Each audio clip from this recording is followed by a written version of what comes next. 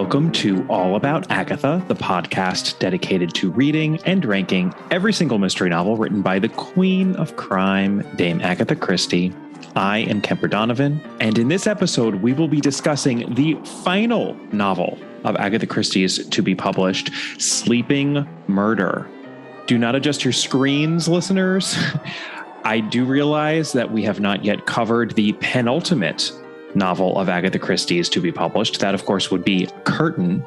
But per the wishes of my dear co-host, Catherine Brobeck, who passed away at the end of last year, we will be covering Sleeping Murder first and Curtain last. So for these final two Agatha Christie novels, we are going out of publication order. It's going to be okay, I promise. I do also realize I'm mainly speaking to myself when I say that. I am so thrilled and honored to be joined in the second part of this episode by Tony Medawar, a Christie scholar who knows his stuff and then some. So Tony will be joining me for the rankings portion of the episode. But for now, you are all stuck with me, and I'm going to open, as I tend to do these days, with some mailbag items. So in our Postern of Fate episode, Caroline Crampton and I were a bit befuddled by this phrase in the Times' review of that novel upon publication. She skims like a bird. And one of you reached out to say the following: "Hi, Kemper. The answer to the riddle is the albatross. That's exactly what they do. And there are, of course, literary allusions here to Coleridge and Baudelaire. And indeed, in both Baudelaire's L'Albatros and Coleridge's The Rime of the Ancient Mariner, the albatross is equated with something weighty and troublesome, which I think we could use as further proof that this supposed compliment in the Times' review is anything but. I sincerely appreciate this opportunity to invoke Baudelaire and Coleridge in connection with Christie. I simply couldn't pass that up, so thank you very much for that message, listener." And then going back one novel further to the Elephants Can Remember episode I co-hosted with Mark Aldridge, another listener had a slightly different take on Christie's reference to the Sherlock Holmes short story, The Adventure of Silver Blaze, in that novel. Fast forward a minute if you don't want anything from Elephants Can Remember spoiled, but The Adventure of Silver Blaze is the Holmes short story that contains the idea of the curious incident of the dog in the nighttime, that curious incident being that the dog did not bark. So the deduction is an ironic one, which Christie invokes in a few different novels. But as this listener points out, there's actually another Sherlock Holmes short story, The Adventure of Shoscombe Old Place, which, and now I'm quoting from the email I received, features a plot of a dog owner switcheroo with the dog growling at the imposter, helping Holmes solve the case. So even in her literary references, Agatha sends us on the wrong trail.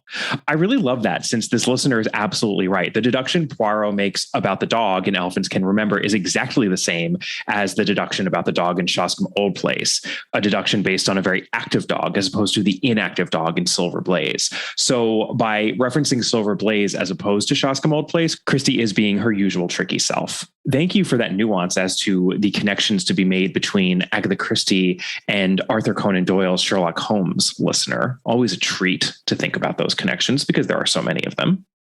Let's move on now to Sleeping Murder, a Miss Marple novel. I haven't even said her name yet, but this is, of course, always a cause for celebration for me. I'd like to talk a bit about the publication history of this novel, and sometimes publication history is quite straightforward and dispensed with within minutes, if not seconds, in these episodes, especially for some of the short stories that we've covered.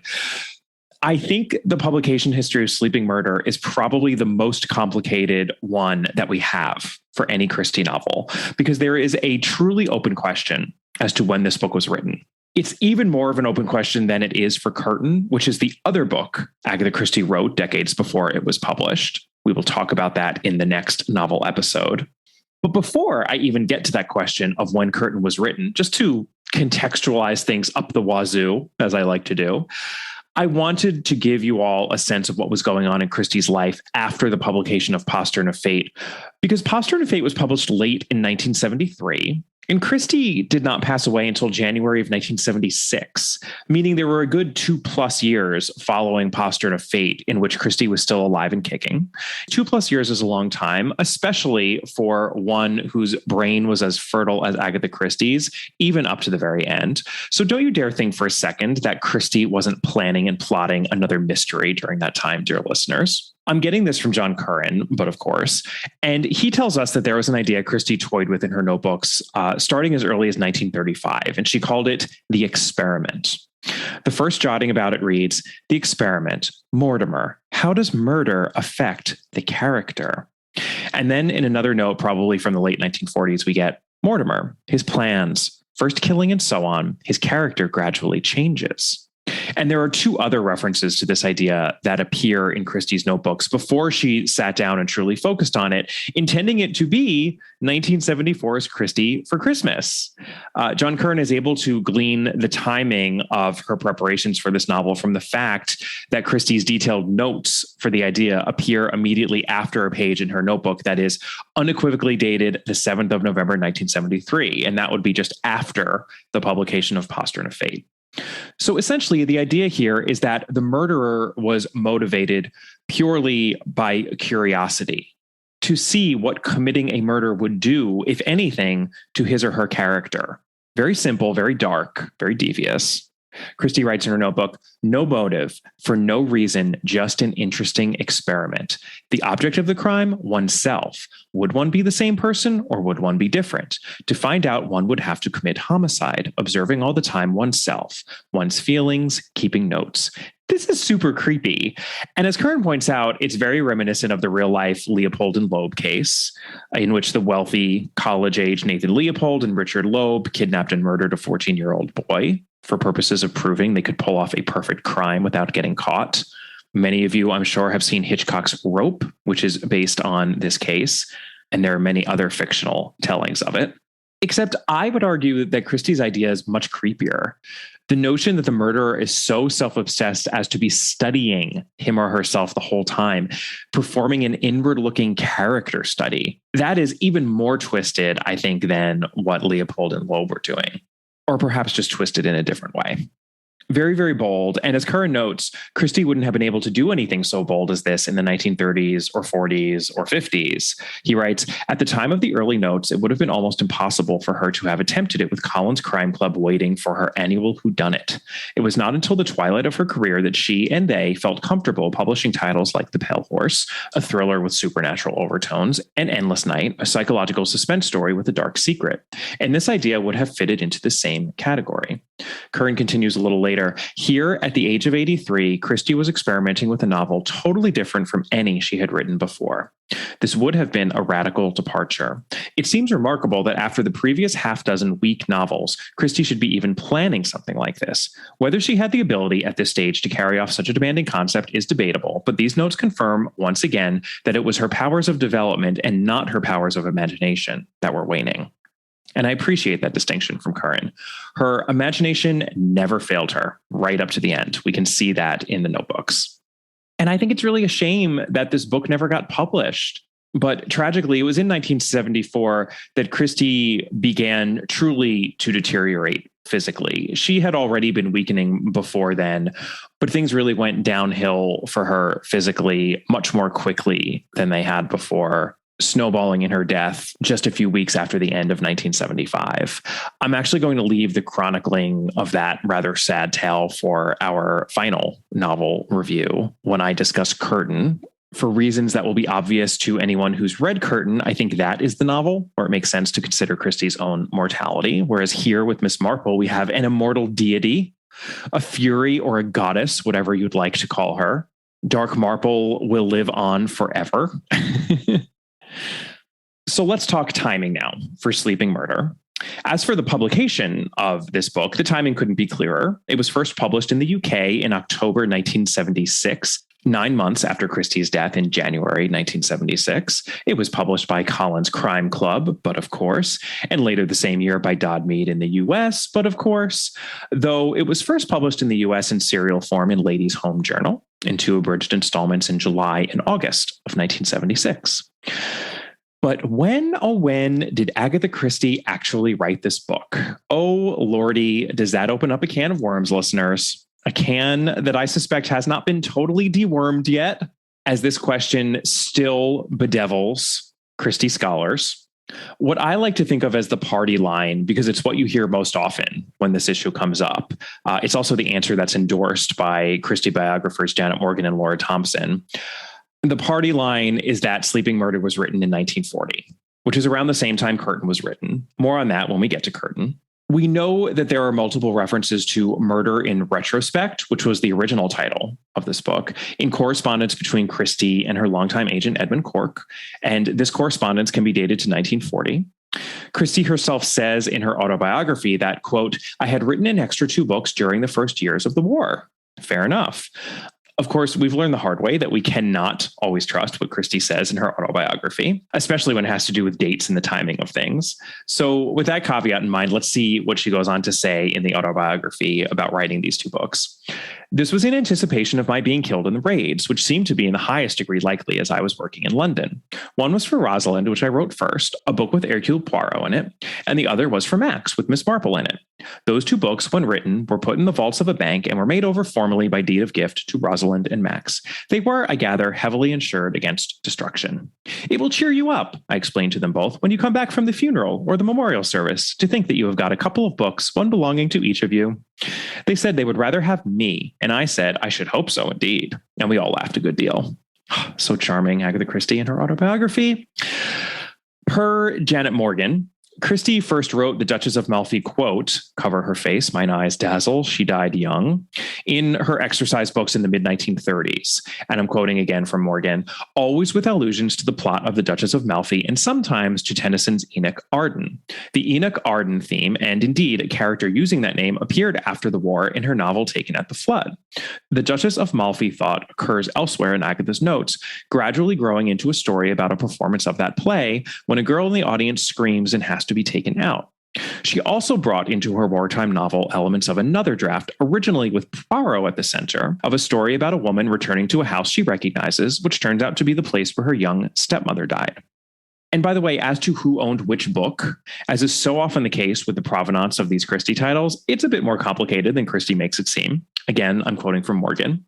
Her original intention was that Max should have the Poirot and Rosalind the Marple book, but by the end of the war, she had changed her mind. The Marple story, eventually published as Sleeping Murder, was given to Max and Curtain to Rosalind.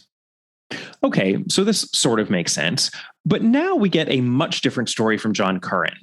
Like Janet Morgan, he points out that the notes for this novel are very much intertwined with those for Taken at the Flood, as well as they do it with Mirrors. Curran writes, "The working title for Taken at the Flood hovered between Cover Her Face, the one-time title for Sleeping Murder, and Mirrors, shorthand for They Do It with Mirrors. It is worth remembering that none of the 3 titles is very specific. All could, with minimal tweaking, apply to any Christie title, whereas titles such as Murder on the Orient Express or Lord Edward Dies are precise and could not be considered interchangeable." That is a good and very interesting point. Thank you, John Curran. I never thought about that before. They are quite interchangeable. Later, Curran quotes from Christie's notes for Taken at the Flood, where she has David Hunter yell out the relevant quote from the Duchess of Malfi, "Cover her face, mine eyes dazzle, she died young." And fast forward if you haven't yet read Taken at the Flood. But Christie then asks herself in her notebook why David would make such an outburst. And John Curran has the answer for her, which is that the Duchess of Malfi concerns the murder of a sister by a brother. Presumably, David would have used it upon the death of Rosaline, his quote-unquote sister. Now we understand why Cover Her Face was considered as a title. Or perhaps it was the other way round. Christie saw it as a good title, which it is, and was anxious to work it in. Whatever is the case, echoing as it does Sleeping Murder, it can be seen as further confirmation that Sleeping Murder was written later than formerly assumed. Because this is the through line of what Curran has to say in Agatha Christie's secret notebooks about the timing of Sleeping Murder. That the novel was actually written in 1950 or thereabouts, as opposed to 1940 or thereabouts, a full decade later than the party line. I'm going to quote again from Curran here. The notebooks also show that at various times it was to involve the motif from the Mr. Quinn story, The Dead Harlequin, of a person looking down at a dead body on the floor. It could have been a Poirot title and, even more amazingly, a Tommy and Tuppence novel. Presumably, depending on the detective she chose, a different book and possibly a different plot would have followed.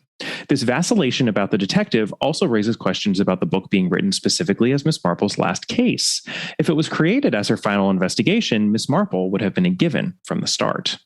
Curran then points to a number of mentions the book gets in Christie's notebooks in the years 1947 and 1948, as well as a reference to the war years that she made in one of these late 40s notes, which of course could only have been made well after the war was over.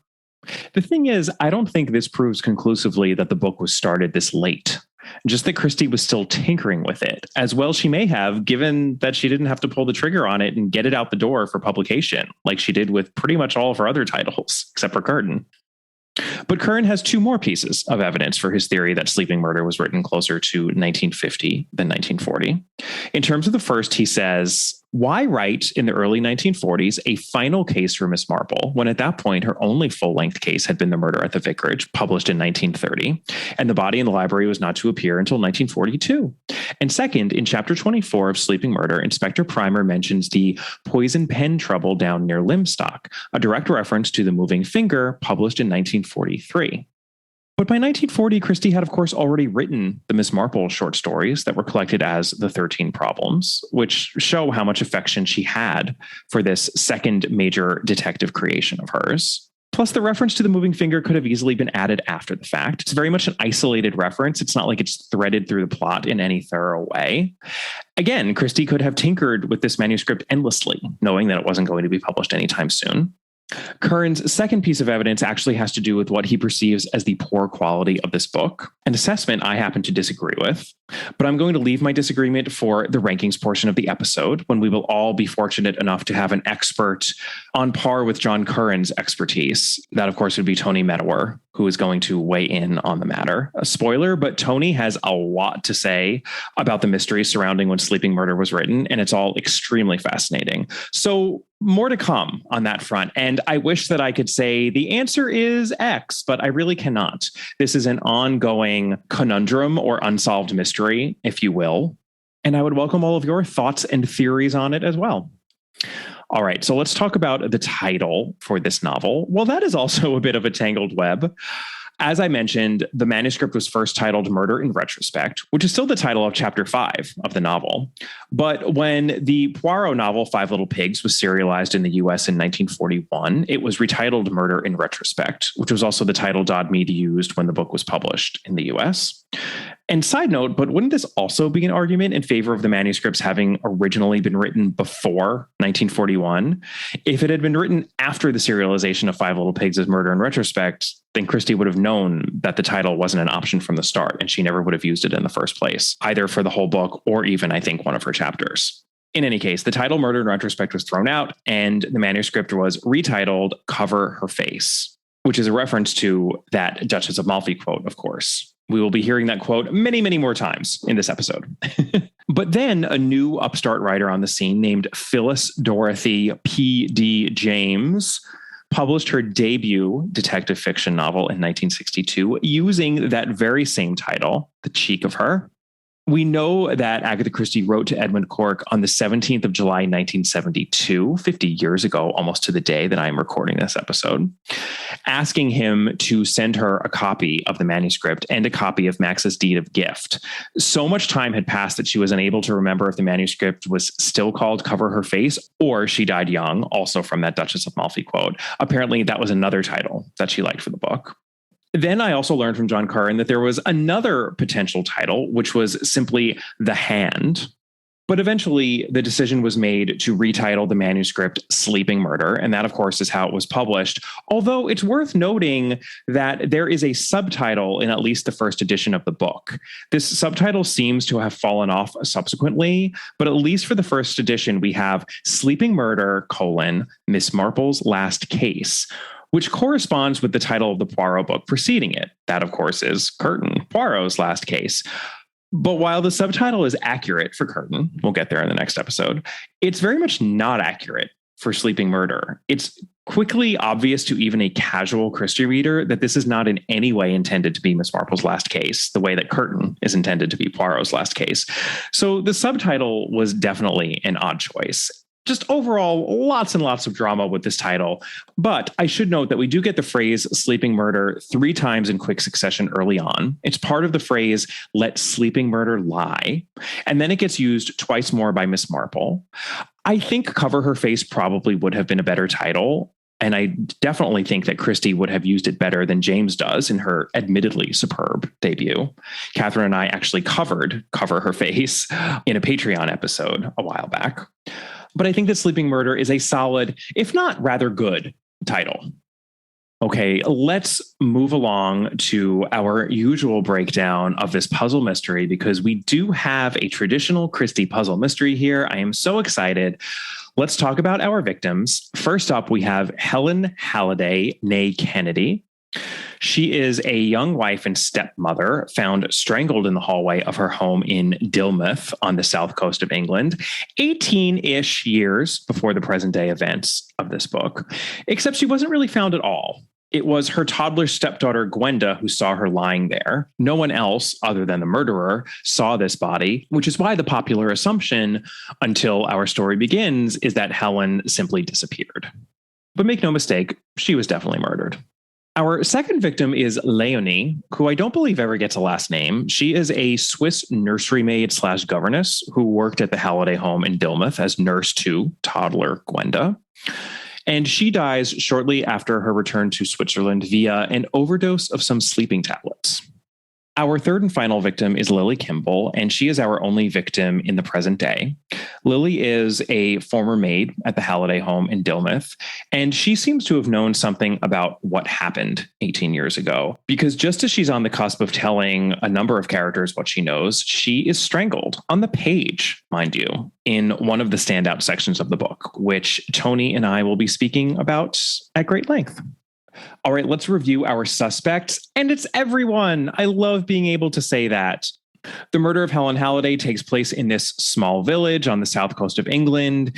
And more specifically, it's in a country house with some property around it. So we have a closed circle-ish situation here. There really are only so many people who could have done it. And these are they. First up is Major Kelvin Halliday. That would be Helen's husband and the father of our protagonist, Gwenda. And we should, of course, always suspect the husband. Enough said for now. Next up, we have James Kennedy. That is Helen's brother, a doctor who lived and worked in the area at the time of Helen's death, though he never thought of it as a death because he actually received 2 letters from his sister after she disappeared. Next up is Walter Fane, a local solicitor with such a quiet, colorless way about him that his face looks like, quote, a house with all the blinds pulled down. I love that description. Walter was jilted by Helen twice. Could he have hated her enough to kill her? Next, we have Jackie Affleck, a local man who went out with Helen when they were younger till Helen was pulled away from him. He was a bit of a ne'er-do-well in his youth, but he has very much made good, becoming a successful businessman. Could that young love that he and Helen shared have been more intense than he's letting on? And could he have resented her abandonment of him enough to kill her? Next, we have Major Richard Erskine, who is a family man who lives up north, but who had a magical boat journey with Helen from England to India back in the day. These two had a love connection, but he refused to stray from his wife. However, he actually liked her enough to look her up in Dilmouth right around the time that she was murdered. Could he have taken his obsession too far? And then finally, we have Janet Erskine, who is the jealous wife of Major Erskine. She seems to always be on the lookout for rivals. And perhaps she killed poor Helen out of spite, jealous of her husband's regard for her. All right, let's get into the world as it appears to be. We open on Gwenda Reed, née Halliday, arriving in England from a long sea voyage and suffering from mal de mer, which puts her in the esteemed company of Anne Bedingfeld from The Man in the Brown Suit, Hercule Poirot, and Agatha Christie herself. Gwenda is just 21 years old, and I definitely did not realize she was that young when I first read this book, probably because 21 sounded old to me back then. It does not sound old to me now. Gwenda grew up in New Zealand, but she is English by birth and very excited to be in England finally. Quote, the England that Giles had told her about and which she had never seen, although, like most New Zealanders, she called it home. Giles is her newlywed husband, and I take from the fact that he told her all about England that, unlike her, he did grow up in England. But Giles is working at the moment, so Gwenda has traveled ahead of him with the express purpose of finding a permanent home for the two of them. And it's really interesting that Gwenda is looking for a home on her own without her husband, because that is how Agatha Christie claims her mother bought their own home of Ashfield.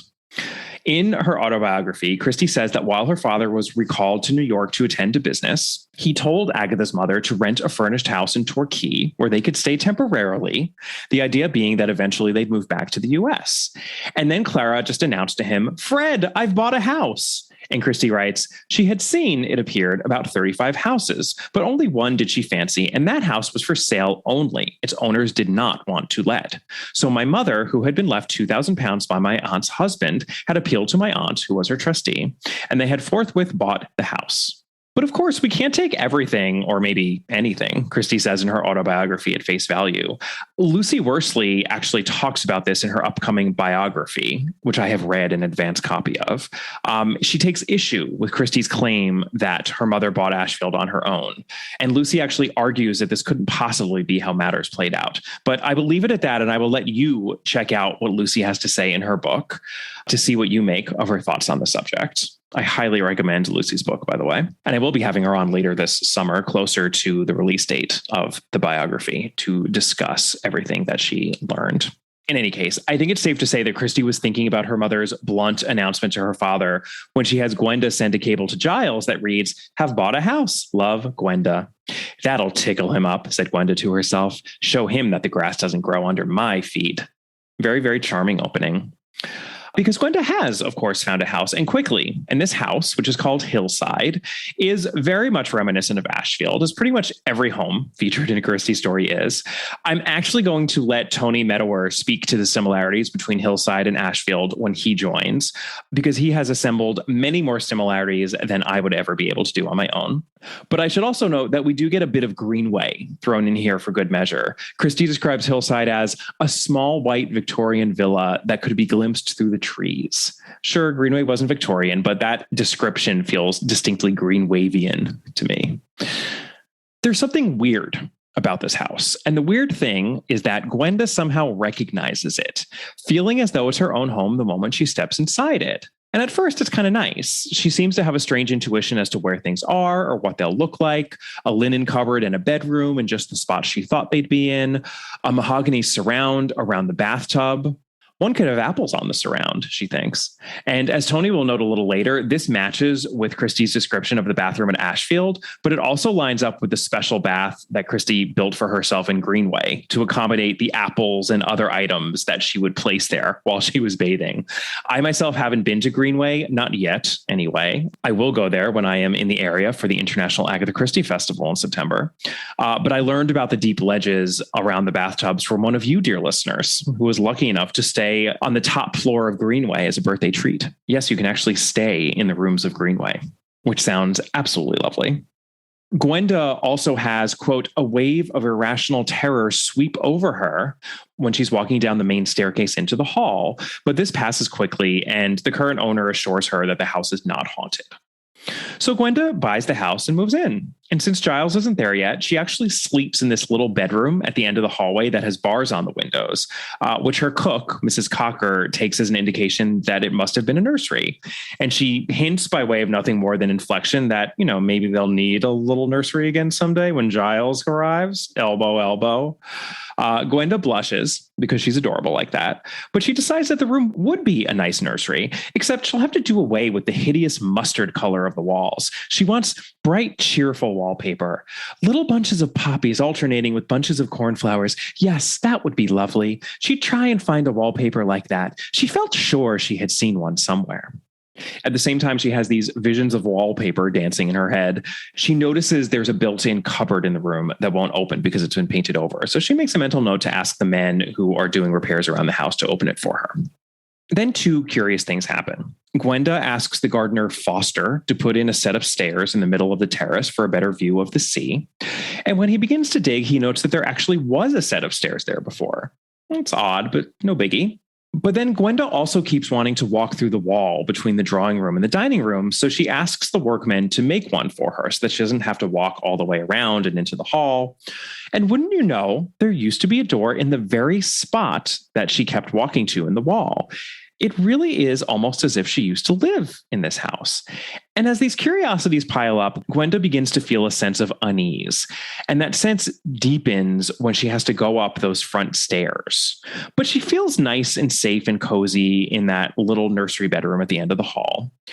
But then the next day, that built-in cupboard in the nursery is finally opened. And it turns out that the very wallpaper Gwenda was dreaming up for this room is covering the wall behind the cupboard. That is to say, it must have been there before the walls were painted mustard. So what gives? Is Gwenda psychic?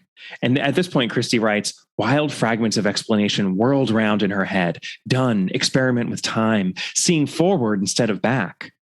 This is a reference to J.W. Dunn's An Experiment with Time, which is a book Christie admired quite a bit. The philosopher Dunn plays around with the notion of time in this book, speculating about being able to see forward while we're dreaming, just as we're able to see backward in our waking hours.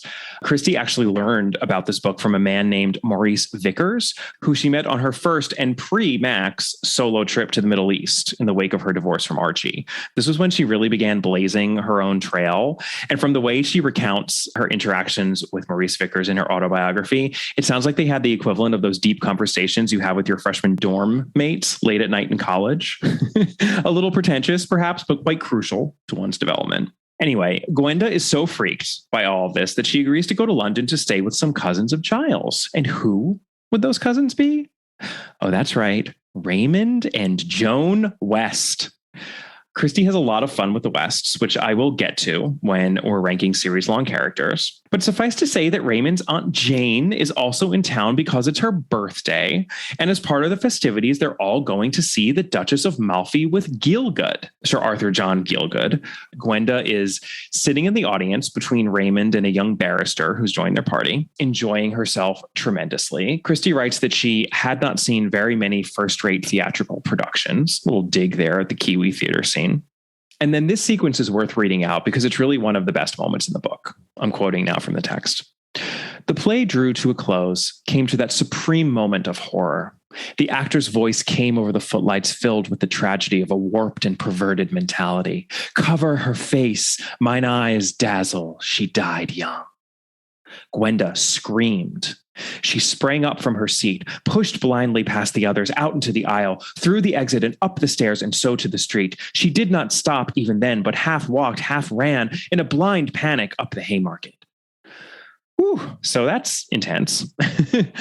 Gwenda somehow stumbles into a cab and gets to the West's house where she tumbles into bed. And then about 5 minutes later, up comes Aunt Jane with a cup of tea and not one, but 2 hot water bottles. Miss Marple tells Gwenda to go to sleep. She's had a shock. They'll talk about it in the morning. And that's exactly what Gwenda does. In the morning, she tells Miss Marple all about these oddities having to do with her new house. But now she adds the biggest one of all, which is why she screamed last night. Just when she heard that line from the play, a vision appeared in her head. I was back there on the stairs, looking down on the hall through the banisters, and I saw her lying there, sprawled out, dead. Her hair all golden and her face all blue. She was dead, strangled, and someone was saying those words in that same horrible, gloating way. And I saw his hands, gray, wrinkled, not hands, monkey's paws. It was horrible, I tell you. She was dead. And when Miss Marple asks who was dead, Gwenda answers, Helen, though she has absolutely no idea who Helen is. Poor Gwenda thinks she's going mad. She wants to see a shrink stat. Miss Marple employs Ye Olde Occam's razor, looking for the simplest solution, which is that Gwenda has been in the house before. Then Gwenda goes all Shirley MacLaine on Miss Marple and wonders whether she means that she visited Hillside in another life. And I like to think that Miss Marple's, well, no, dear, is her version of an, oh, honey, no. Miss Marple explains that Gwenda must have lived in the house when she was a young child, which would explain why her view of this dead Helen person was through the banisters rather than over them. Clever, Miss Marple. Gwenda explains, though, that she was born in India, where her father was a British Army officer, her mother dying a year or two after she was born, at which point her father sent her back to her mother's people in New Zealand. Miss Marple then asks her if she remembers this sea voyage, and Gwenda relates a bunch of hazy memories, one of which involves a man in white uniform with a mark on his chin, a scar, I suppose. And then in another memory, she says that she cried because the captain kissed me and I didn't like his beard. And Miss Marple points out that it sounds like she has memories of two different captains, which would mean that she must have been on two different voyages. What Miss Marple theorizes is that Gwenda's father brought her to England first, to Hillside, and then sometimes later she was sent from England to New Zealand. Miss Marple also has something to say about that nursery room wallpaper, because boy does Christie love dwelling on nursery wallpaper motifs. Having just finished Giant's Bread, which I covered for a Patreon episode, I can attest to this. It comes up there as well. This is what Miss Marple says. Children remember their nursery walls very well. I've always remembered the mauve irises on my nursery walls, and yet I believe it was repapered when I was only 3. And then here is Christie in her autobiography talking about her own beloved nursery. I can see the wallpaper now. Mauve irises climbing up the walls in an endless pattern. I used to lie in bed at night looking at it in the firelight or the subdued light of Nursey's oil lamp on the table. I thought it was beautiful. Indeed, I've had a passion for mauve all my life. I love that Christie gives her beloved nursery room mauve irises to Miss Marple here. Very touching. So Gwenda is relieved that there's a reasonable explanation for what seemed like clairvoyance or second sight or perhaps even insanity, especially since her beloved Giles is in fact coming to England soon. And before we get to Giles and the rest of the plot, I just want to pause to note that at this point, we've seen many Christie plots that hinge on a past crime. And what I so appreciate about this one is the way in, with Gwenda getting increasingly freaked out about what appears to be her otherworldly knowledge of this house. It's very memorable. And I kid you not that on the day that I am recording this episode, I happened earlier today to be speaking to someone who was asking me what I do. And I mentioned this podcast. And the first thing out of his mouth was, oh, yeah, I read a Christie once about this woman who moves into a new house and she guesses what the wallpaper used to be before she actually sees it. I love that this person remembered that plot point all these years later. And it's not surprising that he did, because it's really good. So good that I suppose Christie thought it was worth the rather hard to swallow coincidence of Gwenda happening to find this house she used to live in as a small child. But hey, as my story proves, coincidences happen every single day. So maybe we should go a little easy on Christie here. It's just a fantastic start to a mystery, a stupendous Christie hook, which of course is exactly what we've come to expect from her. She really does deliver time and time again. So Giles arrives in England, and when Gwenda introduces him to Miss Marple, it's clear that these two crazy kids are not going to let go of this mystery surrounding the dead woman, Helen. Because Gwenda has written to her relations in New Zealand by this time and discovered that it's quite true. Miss Marple was right, of course. Gwenda lived in England for a time before going to New Zealand. Her father, Major Halliday, actually married a woman on the voyage from India to England. And the three of them, father, stepmother, and daughter, lived together for about a year when Gwenda was around 3 years old, which would mean this all happened about 18 years ago.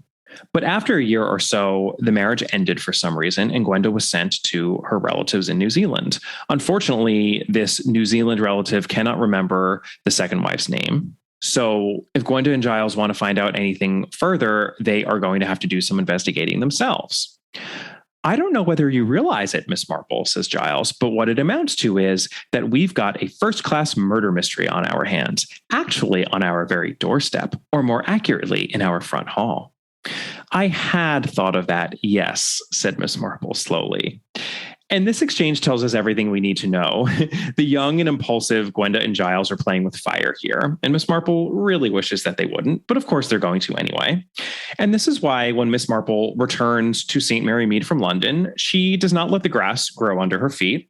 She manages to finagle a recommendation from Dr. Haydock to seek some rest and relaxation in the rejuvenating sea air of, you guessed it, the little village of Dilmouth on the south coast of England. She also gets a recommendation from her good friend Dolly Bantry as to a boarding house in Dilmouth run by Mrs. Bantry's former cook, and off she goes. Miss Marple is on the hunt because she is not about to let these infants, Gwenda and Giles, get themselves killed or their lives ruined by way of their ill-advised murderous inquiries. And from here, I'm happy to get a lot more superficial in terms of my plot summary, because for the most part, the middle investigatory section of this book is the least interesting, and it involves lots and lots of red herrings. So first, Gwenda and Giles visit an elderly estate agent named Mr. Galbraith at his home, which is called Calcutta Lodge, because someone is very much obsessed with India. And Mr. Galbraith tells them that Hillside used to be called St. Catherine's, which makes me very sad that Catherine isn't still here, because she would have gotten a kick out of that, especially since it's spelled exactly the way she spelled her name, with a C. But that's really all they learned from Mr. Galbraith. He barely remembers Gwenda's father and can't really tell them anything about the stepmother or who this Helen person might be. Then Giles has an inspired idea. He applies to Somerset House, that bastion of exposition for many an English writer, for the record of the marriage between Gwenda's father and his second wife. And we learn that on August 7th, which just so happens to be my wedding anniversary, yikes, Kelvin James Halliday was married to, wait for it, Helen Spenlove Kennedy. That's right. The dead Helen, who Gwenda remembers, seems to be her stepmother. So this is a huge revelation. And from there, Gwenda and Giles find Dr. James Kennedy, Helen's half-brother, who tells them that his half-sister Helen, who was very much younger than him, never had a stable character. And without coming out and saying it, he basically conveys that she was boy crazy or man mad, if you will. Apparently, Helen got in trouble when she was young with a very undesirable young man. This would be Jackie Affleck, who we meet later on in this investigatory period. And even though he's done well for himself running a coach tour business, it's unclear whether he still harbored feelings for Helen around the time she was murdered. We also learned from Dr. Kennedy that Helen initially went out to India to marry another man. This would be the dull as ditchwater local lad, Walter Fane, who had gone out to India when he was younger in the wake of the fickle Helen having refused to marry him, only for Helen to change her mind and then follow Walter out to India, at which point she refused him a second time. So perhaps Walter Fane resented this double rejection, and he was the one who killed Gwenda. Later, Miss Marple and Gwenda both intuit that something must have happened on the voyage from England to India to make Helen change her mind about Walter. That something being yet another man, of course. This is how they find out about Major Erskine, a married man who was on that boat journey out to India and who indeed did fall in love with Helen. And while it seems unlikely that Major Erskine would have killed Helen, perhaps he had become obsessed with her, or perhaps his tall, deep-voiced wife, Mrs. Erskine, who easily could have appeared to be a man to a 3-year-old toddler who was spying her through the banisters of an upstairs landing. Perhaps Mrs. Erskine killed Helen out of jealousy all those years ago. We also learned that when Helen and Major Halliday settled in Dilmouth, Dr. Kennedy lived close by. He actually worked at the hospital just up the street from St. Catherine's, as it was known back then. The good doctor had always assumed his sister had simply left her husband, since he found a crumpled note from her saying she was leaving. And he also ascertained, with the help of a housemaid named Lily, that there was a suitcase, bag, and clothes missing from the house the day Helen disappeared.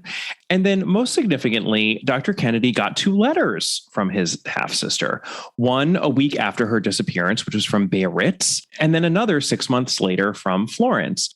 So it's understandable that Dr. Kennedy always thought Helen had left her husband, not that she had been killed, despite the fact that Major Halliday himself told Dr. Kennedy that he had killed his wife. More to the point, that he had strangled her, though the location where the murder was said to have happened was the bedroom where the Hallidays slept, not the front hall. So at this point, Gwenda and Giles are getting very nervous about the real possibility that it was Gwenda's father who killed Helen, the husband killing the wife. This is so often the solution, of course, and it's a possibility that seems much more likely after they go to the sanatorium where Major Halliday lived out his final 2 years or so after Helen disappeared. We learn that he held on to this fixation about having strangled Helen. This is what we get from Major Halliday's doctor. His account of the evening in question never varied. He came into the house, he said, and it was dark. The servants were out. He went into the dining room as he usually did, poured himself out a drink and drank it, then went through the connecting door into the drawing room. After that, he remembered nothing at all, until he was standing in his bedroom looking down at his wife, who was dead, strangled. He knew he had done it. So this became a fixation to the point where he developed such a guilt complex about it, he died by suicide, storing up enough sleeping pills to kill himself. We also learned from Major Halliday's doctor that he had been convinced Helen had been drugging him when they lived together. So it's all very curious and very upsetting. Gwenda and Giles are already regretting that they began digging into the past, but they have to keep on going at this point. Miss Marple, meanwhile, has been busy and has located the cook who worked at St. Catherine's when Helen Halliday disappeared. This would be Edith Paget, who Gwenda, Giles, and Miss Marple meet up with in a back parlor with a framed colored representation of the Princess Elizabeth and Margaret Rose. On another wall was the king in naval uniform. So this proves that the present day of the novel is pre-1952, which of course is when the current queen ascended the throne 70 years ago. Happy Platty Jubes to all those who observe. So Edith Paget is actually the one who tells them about Major Erskine, who they're eventually able to track down and visit up in the north of England. But she also relays something that she learned at the time of Helen's disappearance from her coworker, Lily the maid.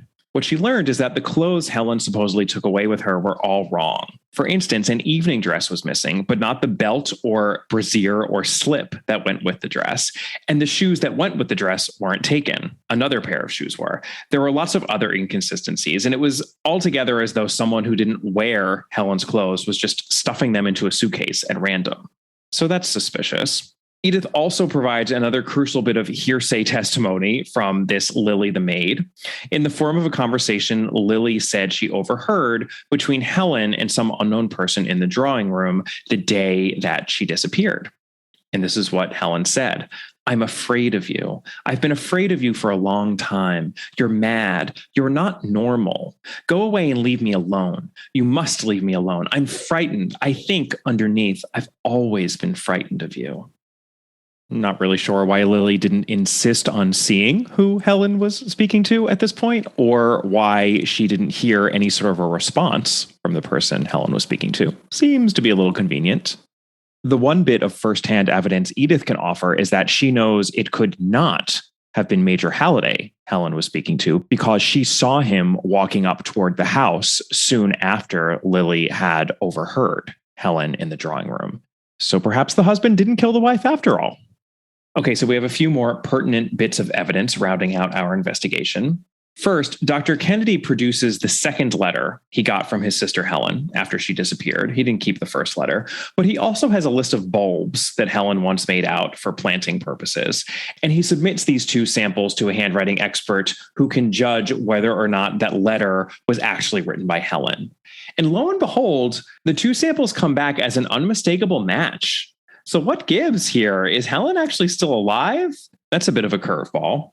Second, we learned from a different old gardener, this one is named Manning, that when Helen was young and still living with her brother, Dr. Kennedy, someone cut up the tennis net on their property, meaning that poor Helen couldn't play tennis anymore, which she really liked to do.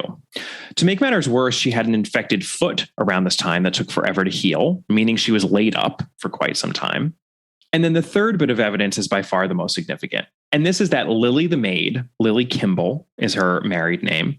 She has at long last gotten in touch with our investigators, though she's done so indirectly.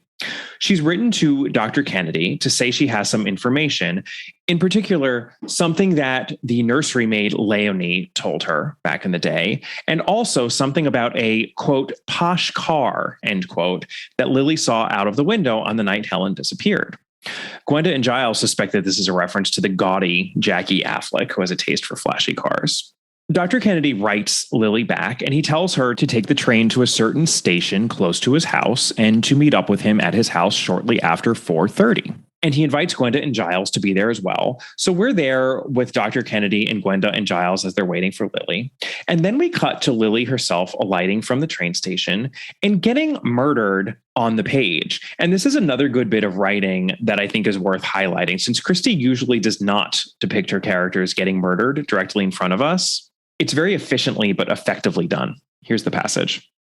Lily Kimball took the footpath and walked briskly uphill. The path skirted the side of a wood. On the other side, the hill rose steeply, covered with heather and gorse. Someone stepped out from the trees and Lily Kimball jumped. "My, you did give me a start," she exclaimed. "I wasn't expecting to meet you here." "Gave you a surprise, did I? I've got another surprise for you."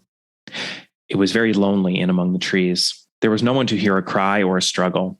Actually, there was no cry, and the struggle was very soon over. A wood pigeon, disturbed, flew out of the wood. Dot, dot, dot, dot. And then we cut back to Dr. Kennedy and Gwenda and Giles fruitlessly waiting for poor Lily. Alas, they will never learn what Lily had to tell them.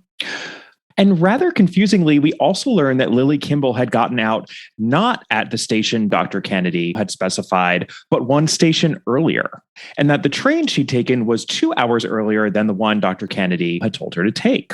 And lest there be any confusion about that, we even see the note from Dr. Kennedy, which is found on Lily Kimball's person. We read it with our own eyes, in which he specifies the later time and further station. Very strange. It seems as though she made plans to meet up with someone else before her appointment with Dr. Kennedy, that person being the murderer.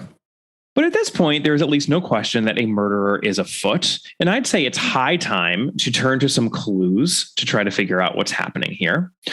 Clue number one is something we learn from Major Erskine when Gwenda and Giles go to visit him. He makes a truly glancing reference to the fact that Helen, quote, wanted to get away from home where she wasn't happy, end quote. He says this is why Helen went out to India to marry Walter Fane, who she had already refused once.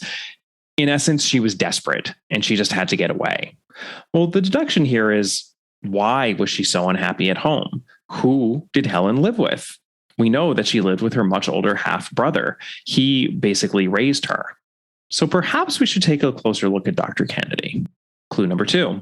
We're told just a few pages later, again by Major Erskine, that, quote, jealousy is a very queer thing. It can hide itself sometimes so that you'd never suspect it. And this is a really tricky clue here because the immediate context for Erskine's statement is Helen's husband. And then it's also Major Erskine saying it, and he has a wife who's clearly an extremely jealous person. So we can't help thinking of her when he says this. But is there anyone else who this could possibly apply to? A little later, Miss Marple actually has something to say about jealousy. She says, jealousy, you know, is usually not an affair of causes. It is much more, how shall I say, fundamental than that. Let's just think on that for a moment. There's also a bit of a corollary clue here in the detail that Helen and Kelvin married in London before coming down to Dilmouth, at which point Helen introduced her husband to her brother. As Miss Marple puts it, I think it is significant that she and Kelvin Halliday were married in London and then went down to Dilmouth to break the news to Dr. Kennedy. She must have had some instinct that that would be a wiser thing to do than to go down and be married in Dilmouth, which ordinarily would have been the normal thing to do. I still think she didn't know what she was up against, but she was uneasy, and she felt safer in presenting her brother with the marriage as a fait accompli. Now, why would that be the case? Clue number 3, Helen's loose ways. And this is so devious because there are so many people here who are said to be involved with Helen. Jackie Affleck, Walter Fane, Major Halliday, Major Erskine. And then early on, we get this from Helen's own brother. I loved my sister, but I have to admit that with Helen, there was always some man in the offing. There are women who are made that way. They can't help it. But if we're really being astute readers here, we need to be careful because does anyone else ever really characterize Helen as a loose woman other than her brother, Dr. Kennedy? Clue number 4. And this is so tricky, but we actually have a blocking clue here. We are told ever so glancingly that the hospital where Dr. Kennedy worked 18 years ago when all of these events took place was right next door, just down the lane from St. Catherine's, as it was known then. And the deduction to be made there is that Dr. Kennedy was in the vicinity on the key night and at the key time in question because he was so close to the house. And we're even told that on the night Helen disappeared, when poor Major Halliday was convinced he had strangled her, the first thing he did was to go to see Dr. Kennedy at his house to consult with him about what to do. And we're told that Major Halliday had to wait 15 minutes before Dr. Kennedy arrived back at his house from the hospital. Well, that means that not only was Dr. Kennedy in the vicinity of St. Catherine's when Helen was killed, it also means he had the opportunity to move Helen's body out of the bedroom where it had been planted to make Major Halliday think he'd killed her. Because remember that when Dr. Kennedy and Major Halliday return to the house after the Major tells the doctor that he killed his wife, Helen's body is nowhere to be seen, which means the murderer must have hidden it somewhere. The way the story is told, it seems as though Dr. Kennedy couldn't possibly have had anything to do with this. He was at work, then he went home, then he went back to St. Catherine's with Major Halliday. But in fact, he could have done everything required to pull off both the murder and the framing of Major Halliday. So tricky. And now let's remember that the night Helen disappeared, it wasn't just that Major Halliday found his wife's body in their bedroom, but that he had blacked out for a period, coming to upon his wife's body, which led him to believe that he had killed her. Now would also be a good time to bring up the fact that Major Halliday had wondered whether his wife was drugging him prior to her disappearance. This brings us to clue number 5, which has to do with access. And there's a lot of chatter about access in this book. The notion that Walter Fane and Major Erskine and Jackie Affleck and even Mrs. Erskine were all on the spot for the murder of Helen Halliday and may have been on the spot for the murder of Lily Kimball. That gets a lot of attention throughout the book. But there is another access issue that's really key here, and that has to do with the drugging of Major Halliday. Because he was, of course, being drugged, but if it wasn't Helen, who else could have possibly had access to do so? Well, we know from the fact that Major Halliday consulted with Dr. Kennedy that Dr. Kennedy was acting as his physician, at least in some capacity. And what is easier than drugging your own patient? Which leads us to clue number 6, perhaps my favorite clue, because it is a meta clue. And please fast forward if you haven't yet read The Murder of Roger Ackroyd or 450 from Paddington. But Dr. Kennedy is a doctor. And the deduction that we can make is that doctors often are murderers in Christie books.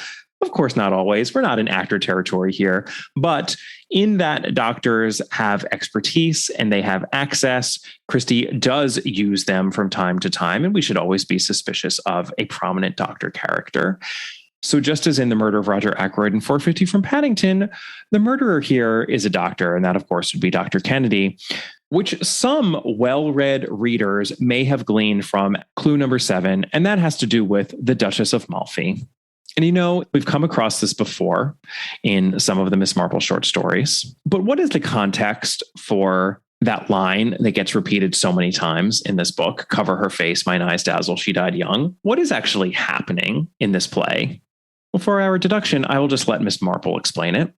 Those lines from the Duchess of Malfi were really the clue to the whole thing. They are said, are they not, by a brother who has just contrived his sister's death to avenge her marriage to the man she loved. Ta-da! A brother killing a sister. You could say that Christie telegraphs it from the get-go, at least for those of us who are familiar with our Jacobean tragedies. I have no problem admitting that I am not one of those people. Okay, we have one more clue, because you might be thinking to yourself, wait a second, if Dr. Kennedy is the murderer, then how could he have possibly killed Lily Kimball, given that he was waiting for her to arrive to see him when we saw her get murdered? Well, first off, Christie already put us on notice that Lily actually took an earlier train, which means that Dr. Kennedy easily could have killed her, and then simply pretended to wait for her to arrive with Gwenda and Giles. But hold on, what about the note Dr. Kennedy gave her? Why in the world would Lily have taken an earlier train and gotten off at a different station? Why didn't she follow Dr. Kennedy's instructions? She must have been meeting someone else. But that is where a preternaturally astute reader would jump in and say, we can never make assumptions in Christie. Why do we think that the letter from Dr. Kennedy found on Lily's person after her death has to be the same letter Dr. Kennedy sent to her? We only get to read the letter found on Lily's body.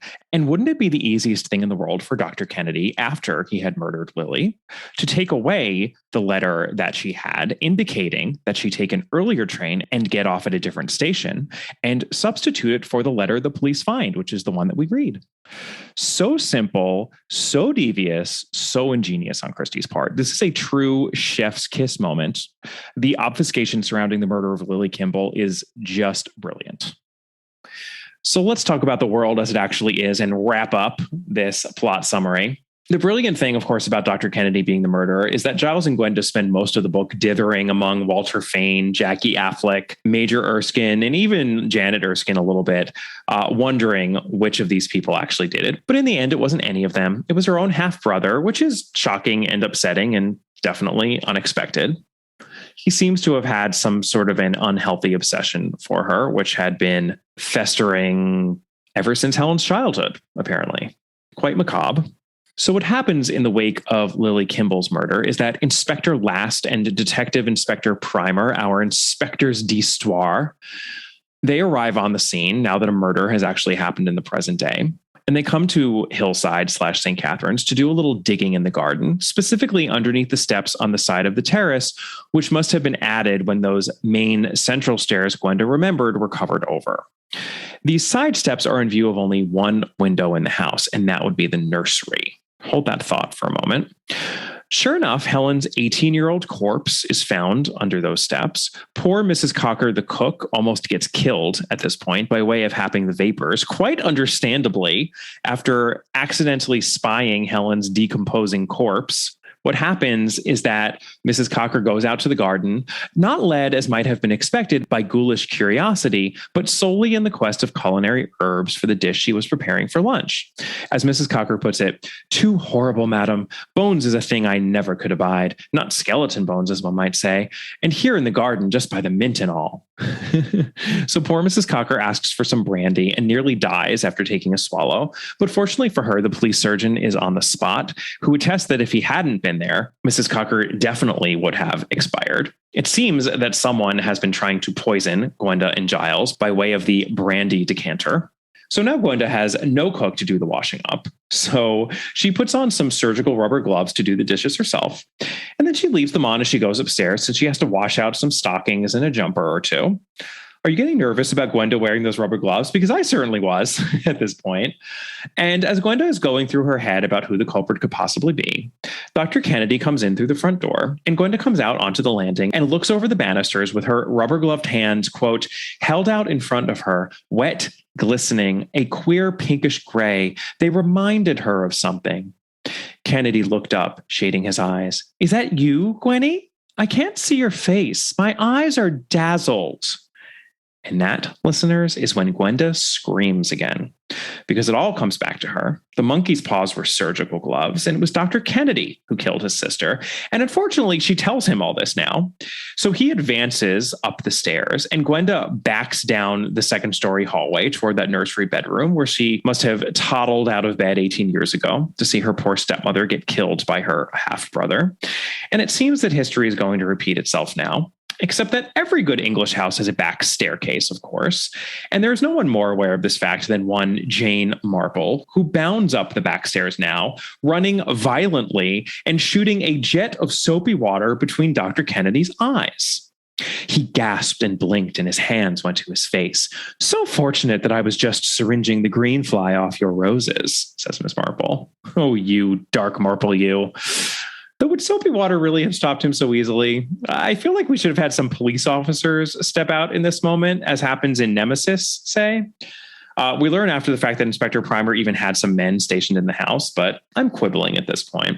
I do love how, in her explanation as to what happened, Miss Marple references The Barretts of Wimpole Street, which is a film featuring a domineering, abusive father who wants to hold his beautiful and talented daughter back. Mr. Barrett is played by Charles Laughton, who, of course, famously played both Hercule Poirot and the barrister in Billy Wilder's brilliant Witness for the Prosecution adaptation.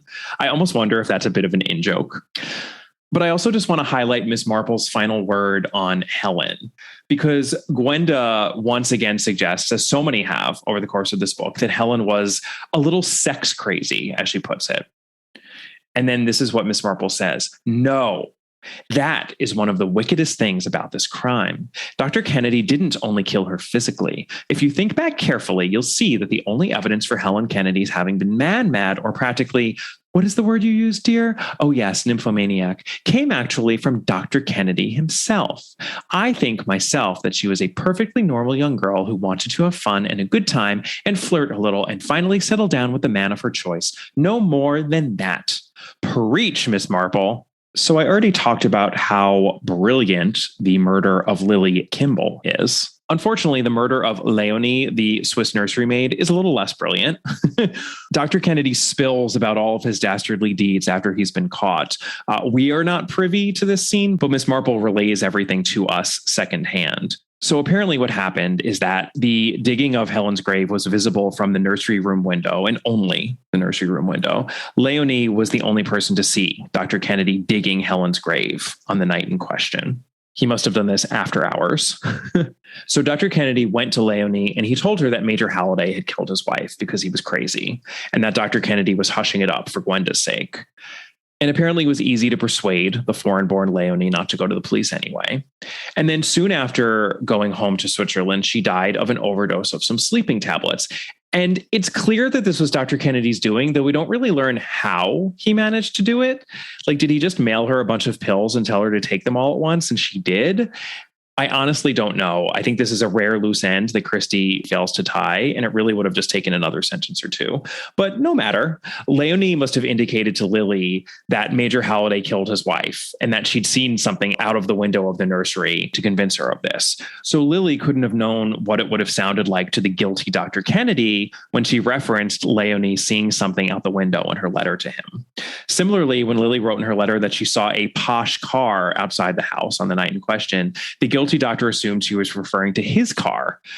Either the adjective posh was meaningless to him because it was too slangy, or he assumed that any car would be considered posh to the working class Lily, including his own, which was outside the window since, again, Dr. Kennedy worked at the hospital just down the street. But Lily was never implicating Dr. Kennedy in her letter to him. She was probably implicating Jackie Affleck in that moment. But it's really easy to see how he thought she was doing exactly that twice over. And that is what led to Dr. Kennedy's silencing of poor Lily. We end on, dare I say, a Papa Poirot-ish moment. Gwenda is worried that Mrs. Cocker won't come back. I can't say I blame Mrs. Cocker if she does not return to her post. And Giles replies, she will if there's a nursery. Gwenda blushes once again, and we're told Miss Marple smiled a little and looked out across Torbay, because they are in Torquay at this point, Agatha Christie's hometown. And that's very sweet. The murderer has been caught, and Helen and Major Halliday have been avenged. And Gwenda, at this point, has nothing but affection for Hillside. And we end on her speaking to Giles. You know, Giles, she isn't there anymore in the house, in the hall. I could feel that yesterday before we left. There's just the house, and the house is fond of us. We can go back if we like. And we get the sense that that is exactly what they'll do, filling up that nursery with lots and lots of children and living the blameless, guilt-free lives of the innocent Christie so loved to exalt in her mysteries whenever she could. The end. This podcast is sponsored by BetterHelp. Let's be real, listeners, no matter what is going on in our individual existences, we've all been living through some crazy times for a while now, which is why it's more important than ever to make sure you're tending properly to your mental health. We all need to channel Dolly Bantry, except instead of hydrangeas and asphodels, it's our well-being that we have to coax and nurture. In all seriousness, I speak from experience when I say it is truly beneficial to talk to a therapist regularly. And that is why I'm thrilled to bring you an opportunity from BetterHelp, which is not a crisis line or a self-help service. It's professional therapy done securely online, available to people worldwide. And you know, with therapy, it can often take a few tries to find the right fit for you. BetterHelp makes it easy and free to change therapists if needed. And there are so many people who have been using BetterHelp that they're recruiting additional therapists in all 50 of the United States. And they have a special offer for all you listeners. Get 10% off your first month at betterhelp.com/Agatha. That's 10% off your first month of online therapy at betterhelp.com/Agatha.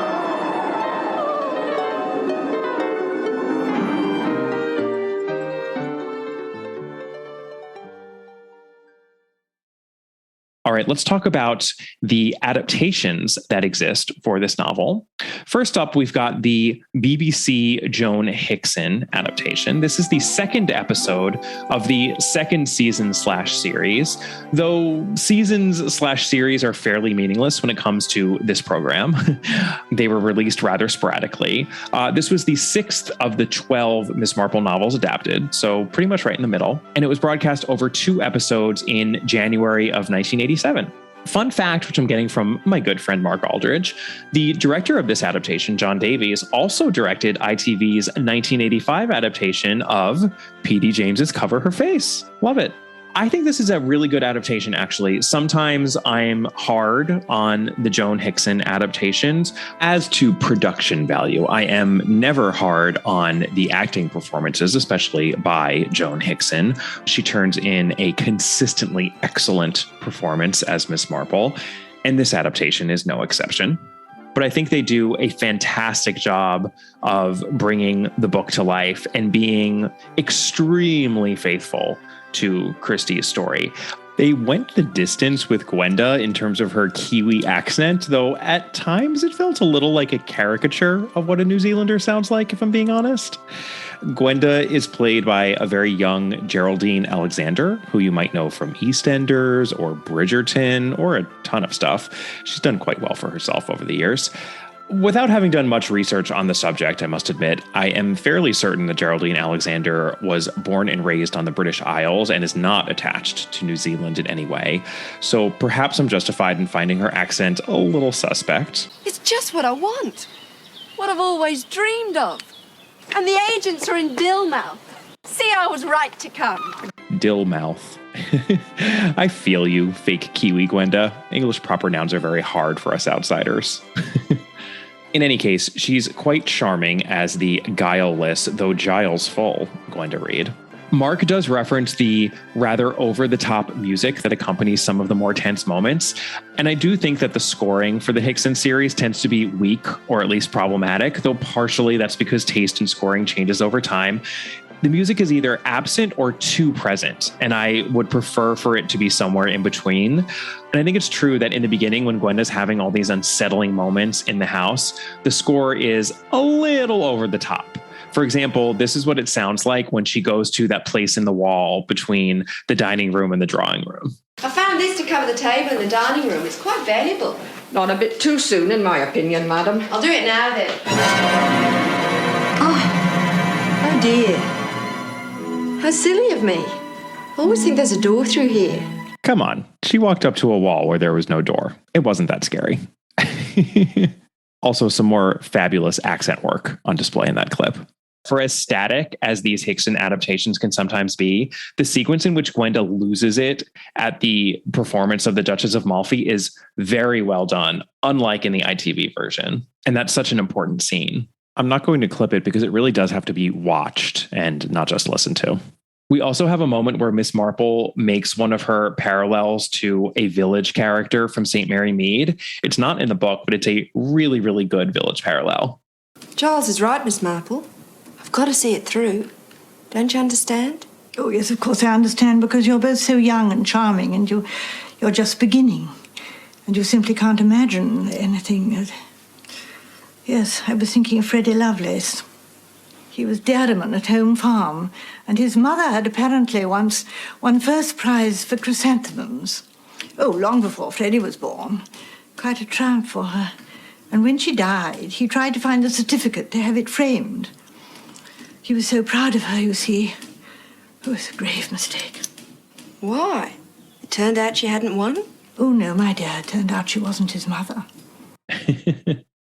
Dr. Kennedy, with his croaky Scottish accent, is very creepily effective here. The actor who plays him does a fine job.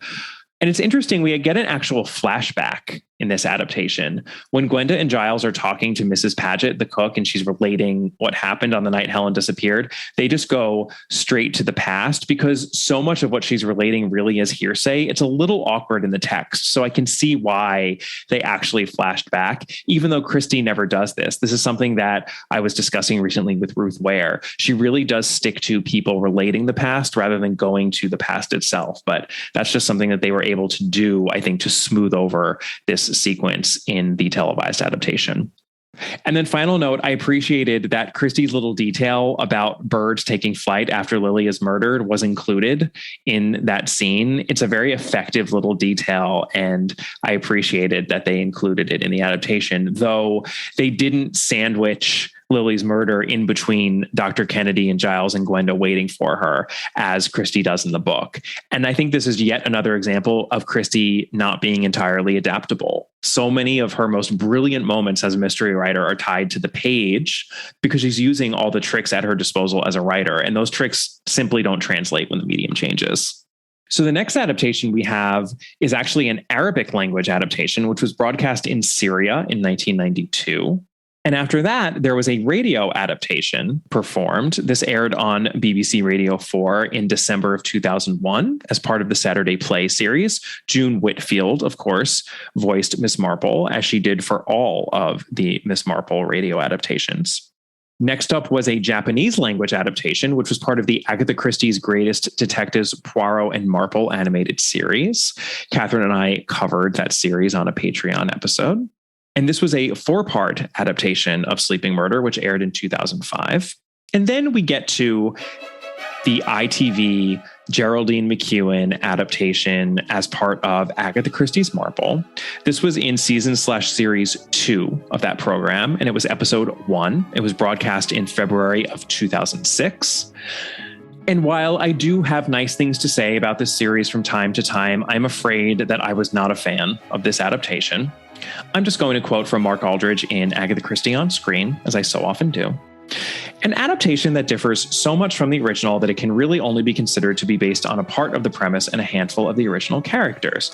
At least by the second series, the program has the courage of its convictions and is not really pretending to be true to the original text, nor improve on it. Instead, this is a heavily reworked version of the story designed to be a bright and bold piece of entertainment for a general audience. Many Christie fans may dislike these changes, but by this point in the program's history, they would know what they were getting, and should have felt no compulsion to continue tuning into a series that was clearly not aimed at them. Fair enough, Mark. The issue for me is that we have a ton of changes here. And while I won't say that the changes are abysmal or offensive, they strike me as lateral changes. They're not making the story better, or they're not bringing out an interesting aspect of Christie's original text, or doing anything clever or interesting in its relationship to or interplay with Christie's text. And that, I think, is a shame, because once you're telling a completely different story, you get into, well, why don't you just make up a new story territory, which I know is not a constructive stance for any and all departures from a text, but this just doesn't feel like a principled departure to me. The biggest change is that there is this comedy or variety troupe called the Funny Bones that performed at the pier in this coastal town in the past. The Erskines are in this troupe, for example, so they're totally different characters from what they are in the book, and you can pretty much say the same about most of the major characters here. And I just found the whole Funny Bones thing to be bizarre and unintentionally goofy. If I'm being generous, I could assume that the idea to make Helen an actress, because she is also part of this troupe, was inspired by a line from Walter Fane's mother in Christie's text. Walter Fane's mother hated Helen, unsurprisingly. She rejected her son twice. And she thought that Helen wasn't good enough for her son. And at one point she says, "A most unsuitable girl, as always seems to be the way. Oh, I don't mean an actress or anything like that." And I appreciated that line. And perhaps that was the inspiration for making Helen an actor. And from there, this comedy troupe became a necessary plot point. There's also a made-up character who is an assistant to Gwenda's fiance, not her husband. This fiance is nothing like the Giles of the text, and he doesn't ever join Gwenda. And very predictably, a romance blossoms between Gwenda and this assistant. And at the very end of the film, like literally in the final seconds, we see him kneel down to propose to her. It's so rushed. The pacing of it is just so weird and cartoonish. These are the ways that this series just goes off the rails time and time again. And then, perhaps most offensively, there's a twist to the solution in that Gwenda finds out that her supposed stepmother, Helen, was in fact her biological mother. That is to say, her father's first and second wives were in fact the same person. I'm not going to get into the ins and outs of this extra twist. It felt unnecessary to me. It actually, I think, is one of the more charming aspects of this book, that Helen, the stepmother, clearly had a lot of affection for her stepdaughter, and Gwenda, in her own way, is honoring her by bringing her murderer to light. I think it's really interesting that that is a stepmother-stepdaughter relationship and not the usual biological mother-daughter relationship that we would get from another author, or in particular, Agatha Christie. So that just seemed like a thoroughly needless change. I will stop being mean to Agatha Christie's Marple and note that, as usual, we have some great actors here. I believe Harriet Walter makes a cameo as one of the actors in The Duchess of Malfi that Gwenda watches. Though, as I did mention already, that whole scene was very oddly staged and Gwenda doesn't even scream out. Also, the crucial line, "Cover her face, mine eyes dazzle, she died young," is not ever said. Sorry, I just said that I would stop being mean to this adaptation. Dawn French is in this. Una Stubbs is in this. They really do get top-notch actors who put in pleasing performances. That will be my final word on this adaptation of Sleeping Murder. And I have only one other adaptation to note. That, of course, would be the French language one, Un meurtre en sommeil, which is part of the first iteration of Les Petits Meurtres d'Agatha Christie. Oh, how I wish Catherine were here right now. That was so terrible. This was the 10th of 11 episodes that featured La Rosière and Lampion in the 1930s, and it aired in 2012. And that is a rundown of all the adaptations I was able to find in existence for Sleeping Murder. There are quite a few of them, and that is not surprising to me, given how effective that opening sequence is of Gwenda discovering just how much she knows about this house. This is one of those times where Christie's effectiveness on the page translates to the screen. Very much so.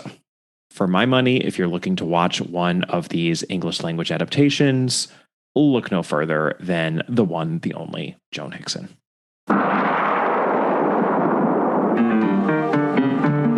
Don't touch that dial. We'll be back in a moment with the rest of our episode. We just wanted to take a moment to ask you, our dear listeners, for a favor. If you haven't already done so, we would very much appreciate it if you take a moment to, give us a rating or a review wherever you're listening to this podcast. It really helps the podcast out because ratings and reviews make it much easier for other Christie fans such as yourselves to find our podcast. And the more ratings and reviews we get, the more people we can reach. It should take you a matter of seconds, and lucky you, we're going to provide you with those seconds right now, so go to it.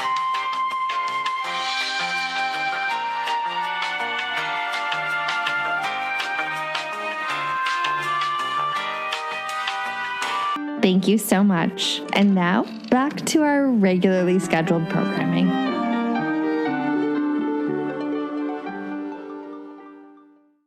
Okay, it is time to rank this novel, which means that I get to bring co-host Tony Medawar aboard. I am so excited for this.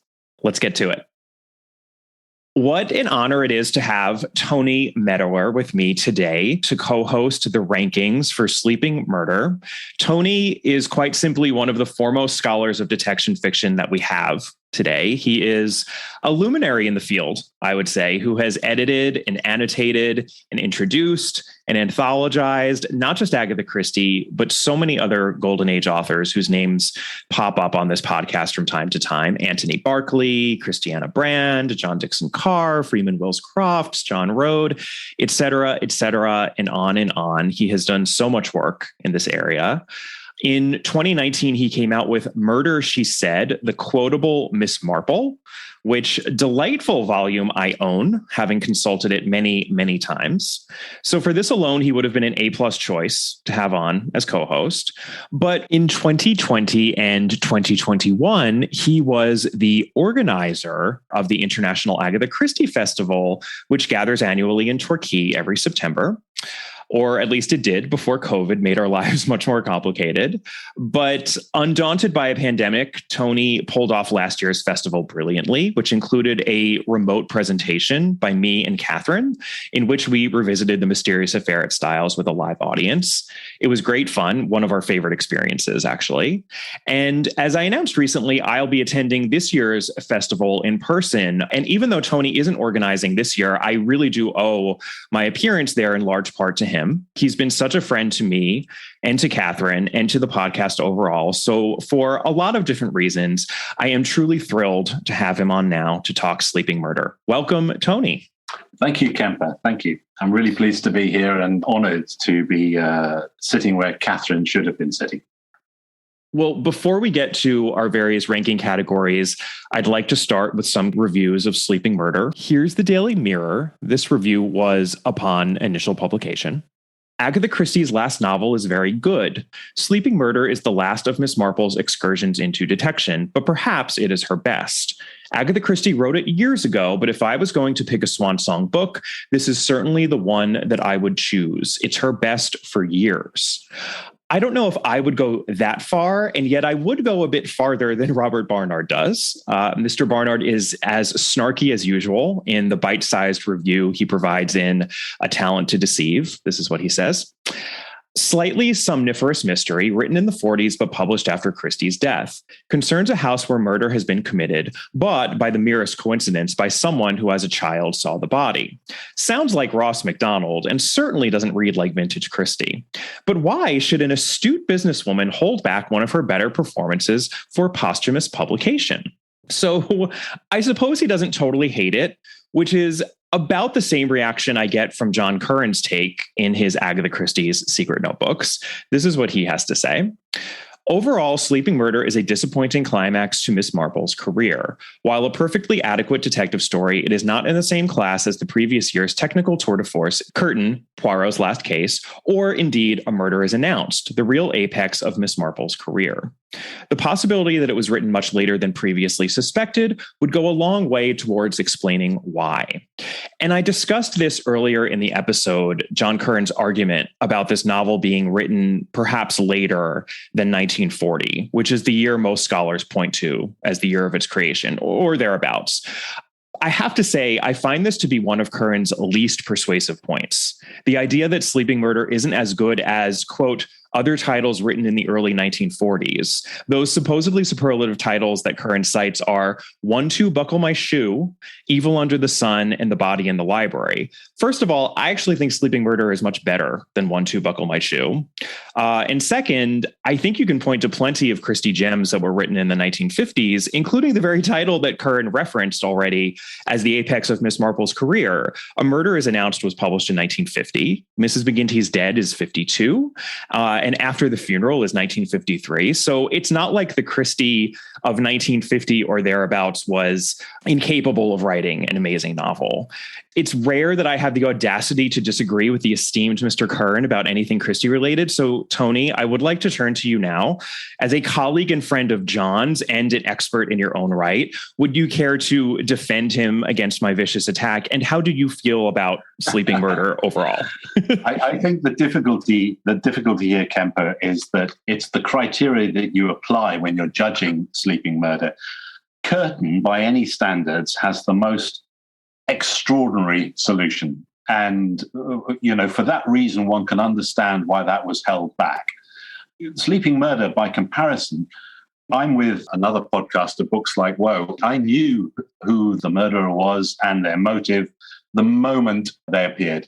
I thought it was very, very obvious. So if you judge it purely as a whodunit, and, were you surprised by the solution? Was it up there with Murder on the Orient Express and Then There Were None and so on?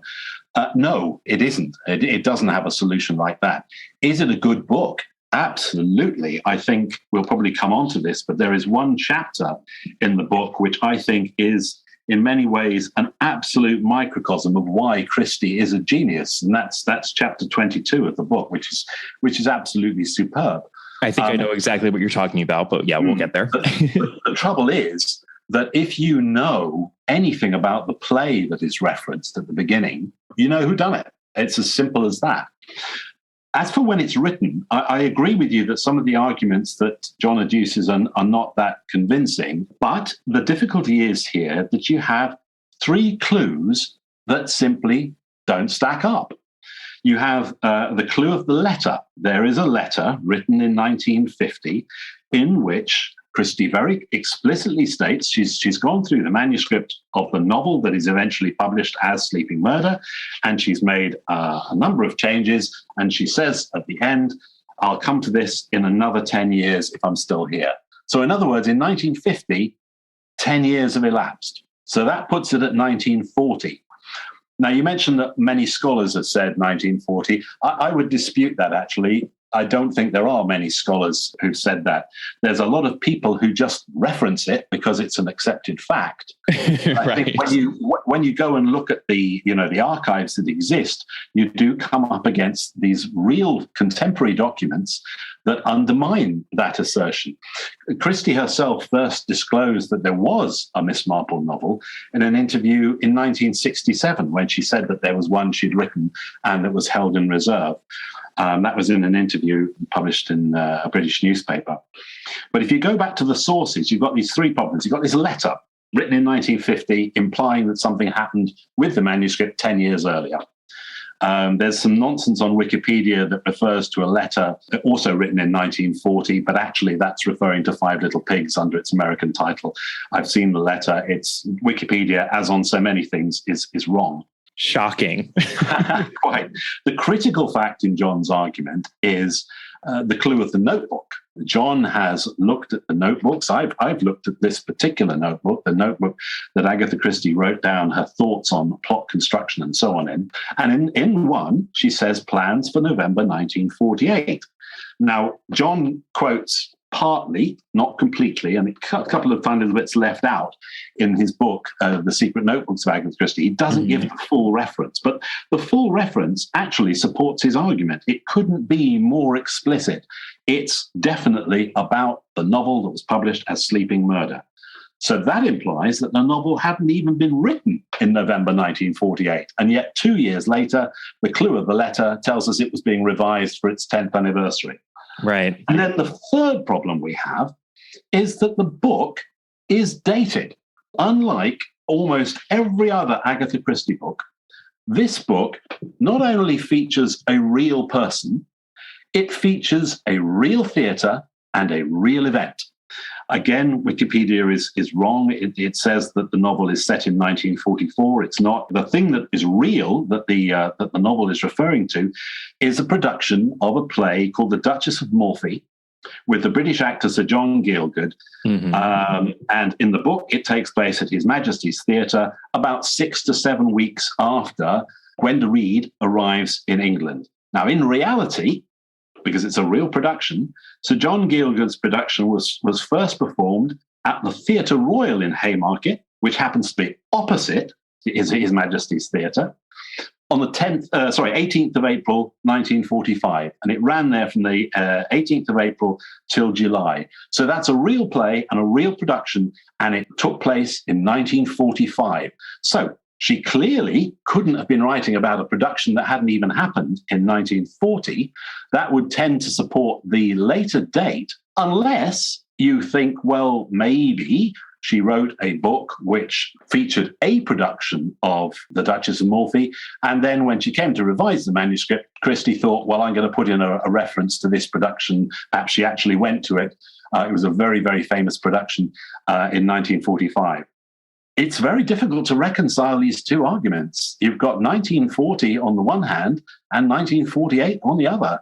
One explanation, possibly, is that she wrote the book more than once, in the sense that the references in the notebook are more to the critical elements of the plot of Sleeping Murder rather than to the critical elements of the book that she's going to write. So maybe she used some of the plot ideas more than once. And of course, the thing with Christie, and you know this better than anyone, I suspect, Kemper, when you read Agatha Christie, one of the great joys, and you can do this with almost any book, is you read a book and then you read another one, and there are points of similarity. Things happen that are similar. And so the idea that she might have used the fundamental scenario of Sleeping Murder more than once seems to me absolutely credible. It's hard to talk about and think about Sleeping Murder without putting it side by side with Curtain, because these are the two books that are published out of order and that we know she wrote way ahead of time, and they're the final two. And it's interesting, given that I decided to honor Catherine's request to leave Curtain to the end, we're almost being forced to analyze and examine Sleeping Murder not in the shadow of Curtain, because I have not yet reread Curtain for the podcast. So I'm sort of glad that that is the case, because I think that that's an excellent point, both as to the quality perhaps of Curtain versus Sleeping Murder. If our expectations are as high as they are when we read Curtain and then we turn to Sleeping Murder, it's hard not to be disappointed.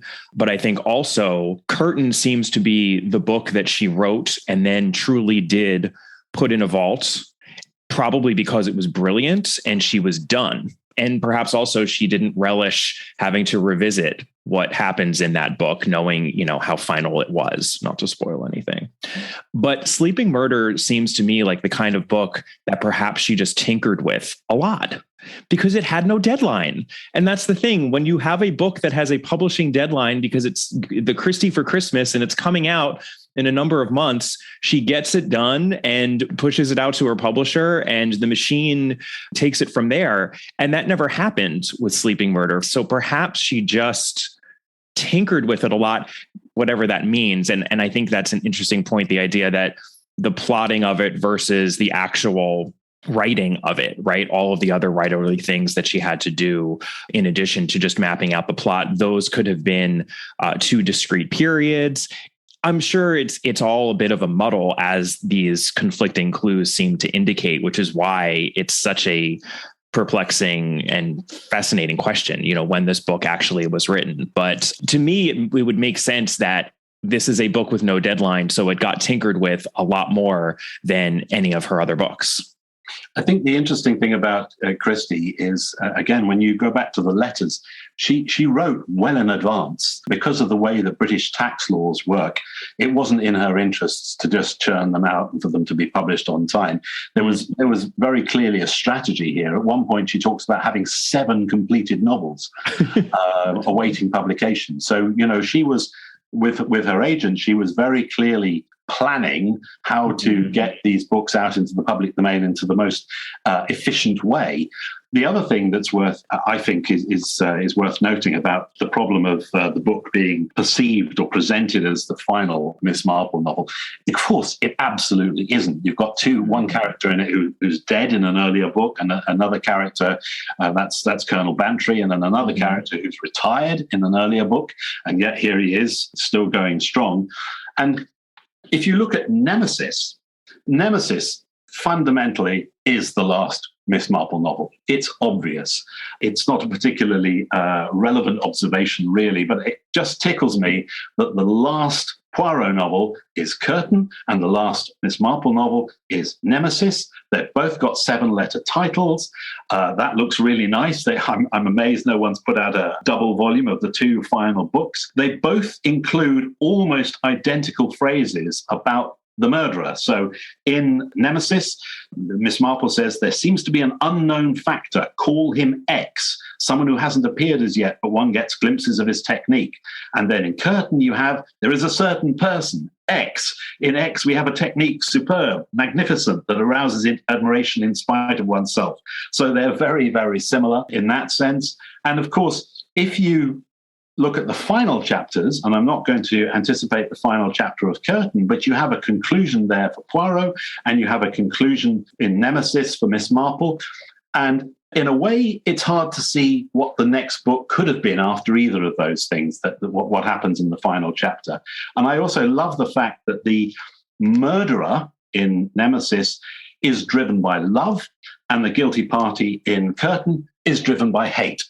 So these 2 books, Curtain and Nemesis, absolutely go together. It's not Sleeping Murder. Sleeping Murder is absolutely not the last Miss Marple novel for a whole bundle of reasons. And of course, in John's book, John Curran's book, one argument he makes, which I think is not strong, is that by 1940, Miss Marple had only appeared in one novel and 13 short stories. So how did Christie know she was going to be a permanent character and therefore worthy of a final book? I think the answer there lies in the fact that actually there were 2 novels awaiting publication featuring her. And the response to Miss Marple when she had been published, and I know she's your favourite, was huge. The response to Miss Marple was really popular from the word go.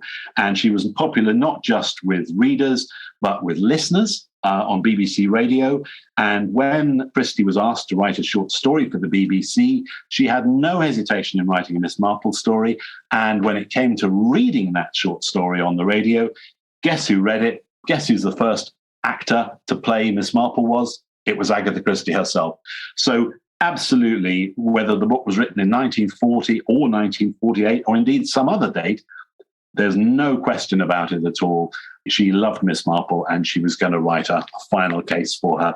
I just wish it had been Nemesis, but we know for a fact that Nemesis wasn't written until 1971. Few things.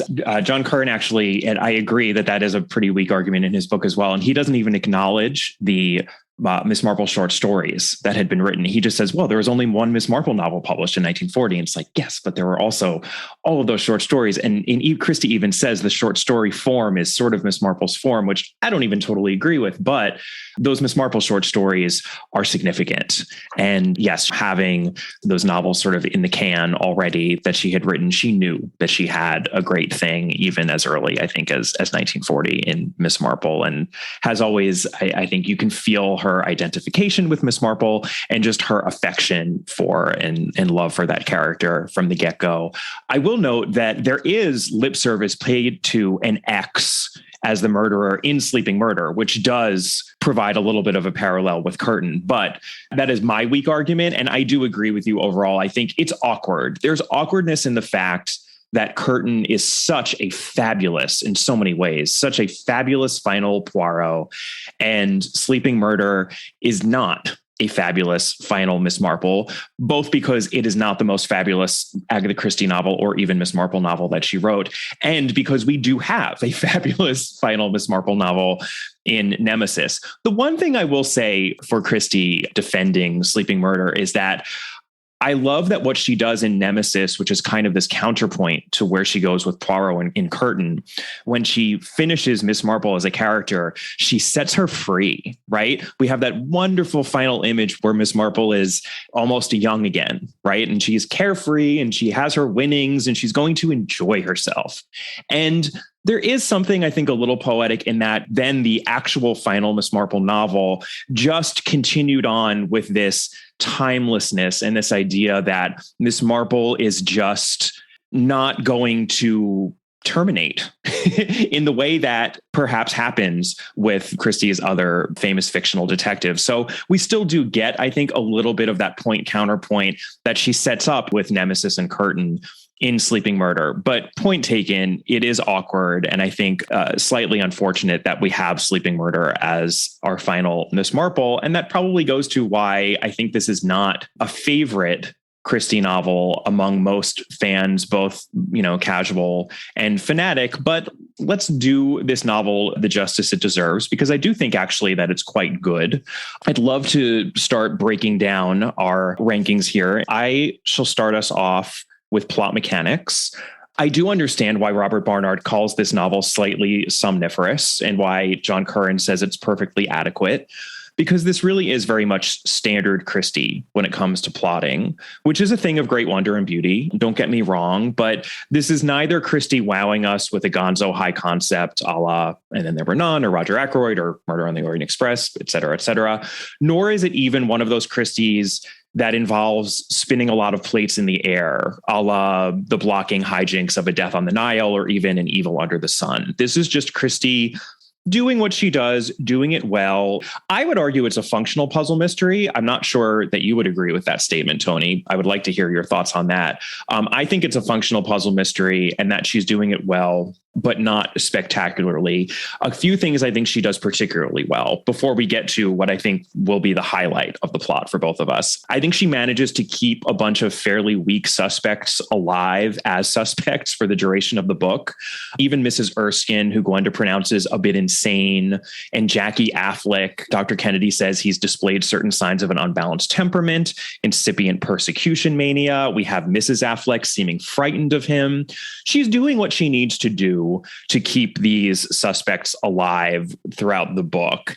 And, you know, after the considerably feebler efforts of late career Christie, which we've covered recently on this podcast, I very much appreciated this. And then Lily Kimball actually gets murdered on the page. And I think that it's very well handled. Christie does not show us murders playing out in the present tense all that often. And I actually think that this is a better example of a murder on the page than the one we get in A Murder is Announced. And I will just... I absolutely agree. And one of the particular things about this novel is chapter 22. And we're into spoiler territory here. So anyone who... you can spoil this novel as much as you want. Everyone is on notice in this episode. Well, if you're studying crime writing and you want to understand how to deceive the reader, chapter 22 is just beautiful. You know, the murder playing out in the present tense. Mm-hmm. The thing about the present tense is it's why you cannot listen to this book, and it's why it doesn't work out really well on television, because they can't adapt this scene, because Lily Kimball's last words only work in print. She says, I wasn't expecting to meet you here. Now, did she say, I wasn't expecting to meet you here? Or did she say, I wasn't expecting to meet you here? Mm-hmm. Do you see what I mean? There's a big fundamental difference. I wasn't expecting to meet you here. If you emphasize the you, then it could be anyone. You know, I wasn't expecting to meet Kemper Donovan here. I wasn't expecting to meet Tony Medawar here. But if she says, I wasn't expecting to meet you here, then it has to be Dr. Kennedy. And that only works on paper, because if you put the correct emphasis in, it immediately identifies Dr. Kennedy. You cannot do that orally. Right. If you don't play it with the emphasis that she would have actually spoken it, then you're not playing fair. So absolutely, you're cheating. So yeah. This is not the only time that Christie does this. She uses a phrase which on paper is deceptive, but in any other form, it wouldn't work. What is so great about this chapter is it begins with the chapter heading. Lily keeps an appointment. But what is Christie actually referencing there? Is it just a chapter heading? No, it's not. It's referencing an incredibly famous story called The Appointment in Samara by Somerset Maugham. And the appointment that Lily is keeping is her appointment with death. Now, she encourages the reader, and again, she does this time and time again, she encourages the reader to make assumptions. She lays a path of breadcrumbs, and we dutifully follow up the breadcrumbs. The misleading sequence in which the parts of that chapter are presented. We have the first scene, waiting at Dr. Kennedy's house. Then we have the live murder, as you put it, and then we have the aftermath. Actually, those scenes are in the wrong order. We just don't spot it. And then at the end of it, she does another trick, which again, she does repeatedly. She encourages the reader, you, me, everybody else, to feel clever. So at the end of the fourth section of chapter 22, she explicitly prompts the reader to suspect Dr. Kennedy by having Gwenda Reed say, how could anyone possibly know she was going to talk about it except us? Which Inspector Last, the official detective, then underlines by saying, it's a significant point.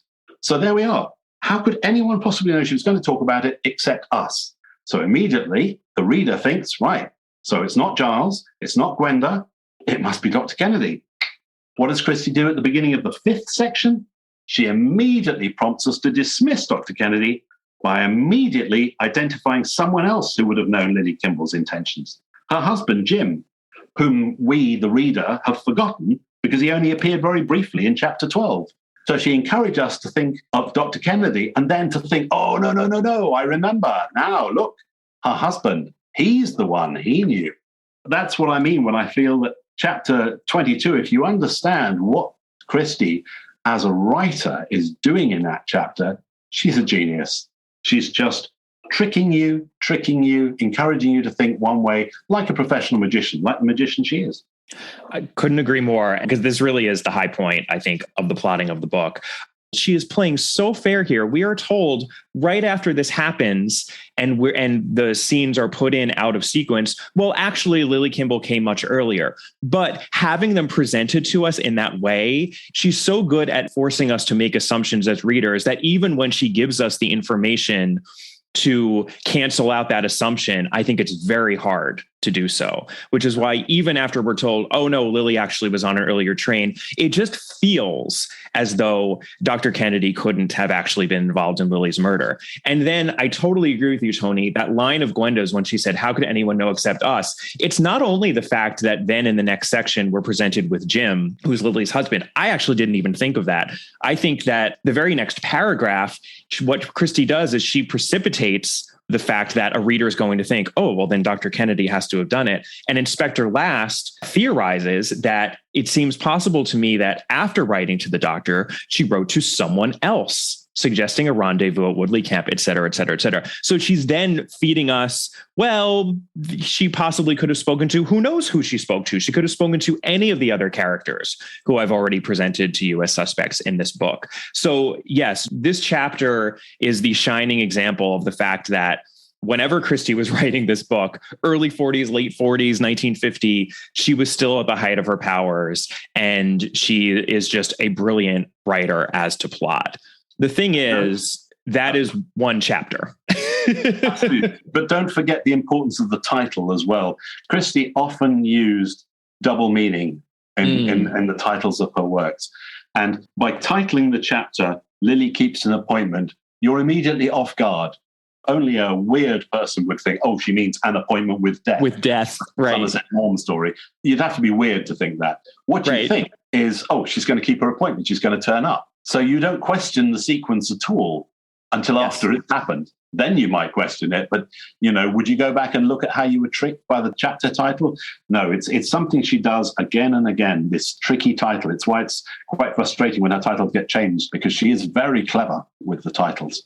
And often making quite erudite references, which they go over my head. You have to be a very well-read person. And I don't think anyone probably gets every single reference that Christie makes. People like to pretend that Christie is the lowbrow. That's how she winkingly referred to herself even. But this is a well-read and sophisticated person and writer who it can be enjoyed. These books can be enjoyed on a number of different levels. And thank you for pointing that out about the chapter title, because that went over my head. I didn't realize that. And that is classic Christie, where there are just layers to this, right? The closer you look at it, the longer you spend with it, the more you realize just how much care she's putting into this and the fact that it can be appreciated in a number of different ways. And I only pointed out because there's one book which says she cheats with the title, that she deliberately misleads the reader. She doesn't. She brilliantly misleads the reader. Right. Yes. At all. Yeah.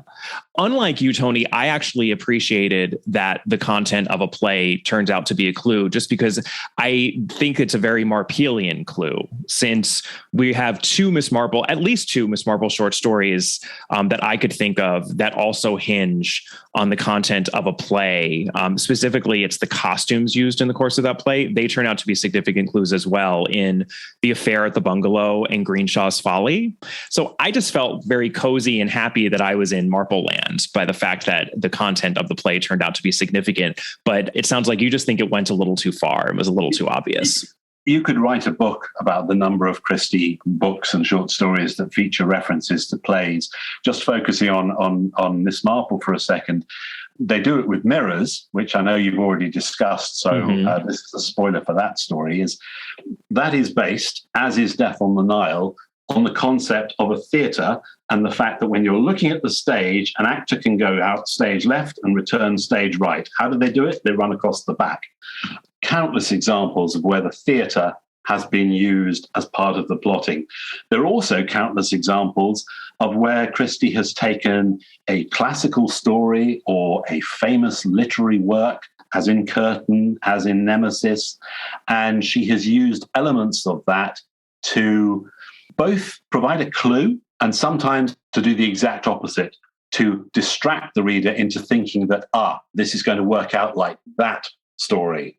And I'm not sure that she was outstandingly well-read. I think she was well-read in the sense that a lot of, middle-class families with nannies were at that time. They understood allusions, literary allusions and references that, a child of today just doesn't.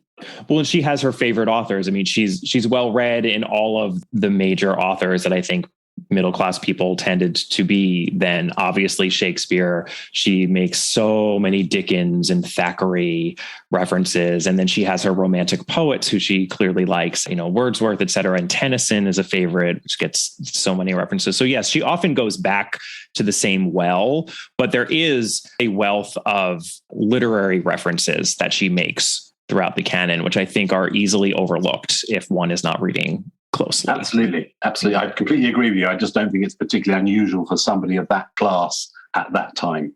Sure. Unfortunately, more unusual now. Perhaps. Which is why, if you give the book to a younger reader who is less familiar with Christie's style and who perhaps has never heard of the Duchess of Malfi, I think they would find the book a better read and a better constructed book, because there are plenty of other possible suspects. It's just that if you know that play, the fact that there isn't very much made of what the plot of that play is, you've read Christie, you know what's coming. Right. So it didn't surprise me at all. I can remember reading it for the first time and absolutely knowing from the moment Dr. Kennedy appeared who he was. Right. No, like I said, I mean, she really does keep those other suspects alive. So I think it's absolutely possible to read the book and not know the plot of the Duchess of Malfi, which I think many a reader encountering this book probably has not had that same cultural capital, I guess you could call it. But before we rank plot mechanics, we may as well talk a little bit about plot credibility, just because it's helpful to talk about both of these categories together. The big issue here is, of course, the fundamental coincidence of Gwenda coming upon this house, the very house she just happened to live in when she was a child. It's a hard coincidence to swallow. Christie deals with it by having Miss Marple point out, I'm quoting here, "It's just a very remarkable coincidence, and remarkable coincidences do happen." And yes, that is true. And that is actually something that Miss Marple says from time to time, but it feels like a little bit of a cop-out to me. Sure, coincidences do happen, but this is so fundamental to the book. And it is a little hard to believe that she just happened upon this house. And I feel like it could have been finessed and made less awkward somehow. So I think the explanation of that lies in where the idea for that particular house came about and where the idea for the book came about. I think if you understand that, then you understand exactly why she came up with this plot device. Is it improbable? It is. It is improbable. It happens. It could happen. My sister-in-law and her husband moved into a house which had been owned by his uncle. Absolutely no idea of that, because the uncle had died many years beforehand. They were astonished when they discovered that he had used to live there. So, admittedly, there hadn't been a murder or anything like that. So, yeah, it's implausible, but then is it any more implausible than the fact that of all the people to be traveling on the Orient Express, it just happens to be Hercule Poirot, the world's greatest detective? I didn't have any trouble with that. You alluded to the house that inspired this story, which I'd love for you to speak a little bit about.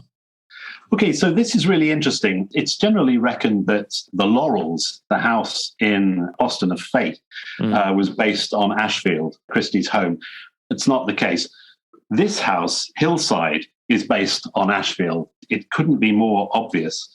Christie says in her autobiography, she said, "It's curious to look back over life, over all the varying incidents and scenes, such a multitude of odds and ends. Out of them all, what has mattered, what lies behind the selection that memory has made, what makes us choose the things that we have remembered. It's as though one went to a great trunk full of junk in an attic and plunged one's hands into it and said, I will have this and this and this." So what are the connections? Well, go back to the autobiography, which, of course, Christie started in 1950. Possibly that is relevant to the date this book was written.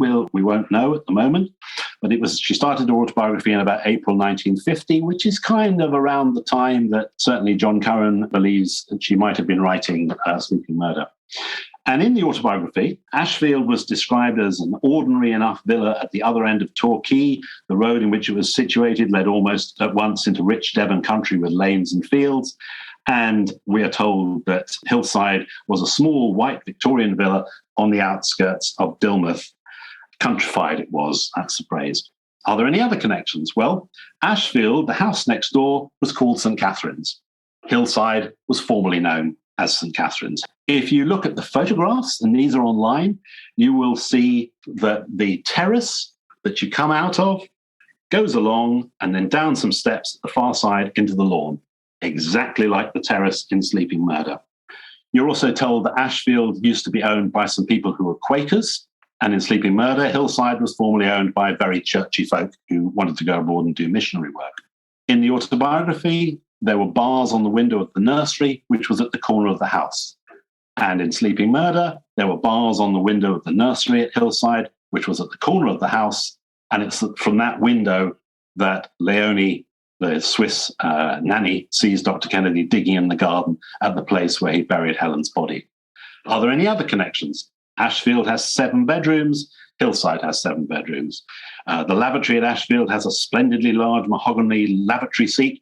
I suspect the bath would have matched it. And guess what? The bath at Hillside, we're also told, had a mahogany surround. And then one other connection, which is a sort of fun one, really, is that when Gwenda Reed was a small child, obviously the plot of the book is that a woman died by asphyxiation at Hillside. And when Agatha Christie was a small child, a man died by asphyxiation at Ashfield. It was the gardener, and he committed suicide. Christie was very, very small. She wouldn't have known about it, but it would have been one of those family legends that people would have known about. So there are loads and loads of different connections. And if you look at the photographs that are online, you can even see that when you come out of those long windows, which are described in the autobiography and described in Sleeping Murder, there is a very obvious place where there should be steps into the garden. There are no steps. So Hillside is definitely Ashfield. And just 2 other small points that might be of interest. Sure. Major Hengrave is one of the people who used to live in Hillside in Sleeping Murder. And guess what? Hengrave House was a short distance away from Ashfield in real life.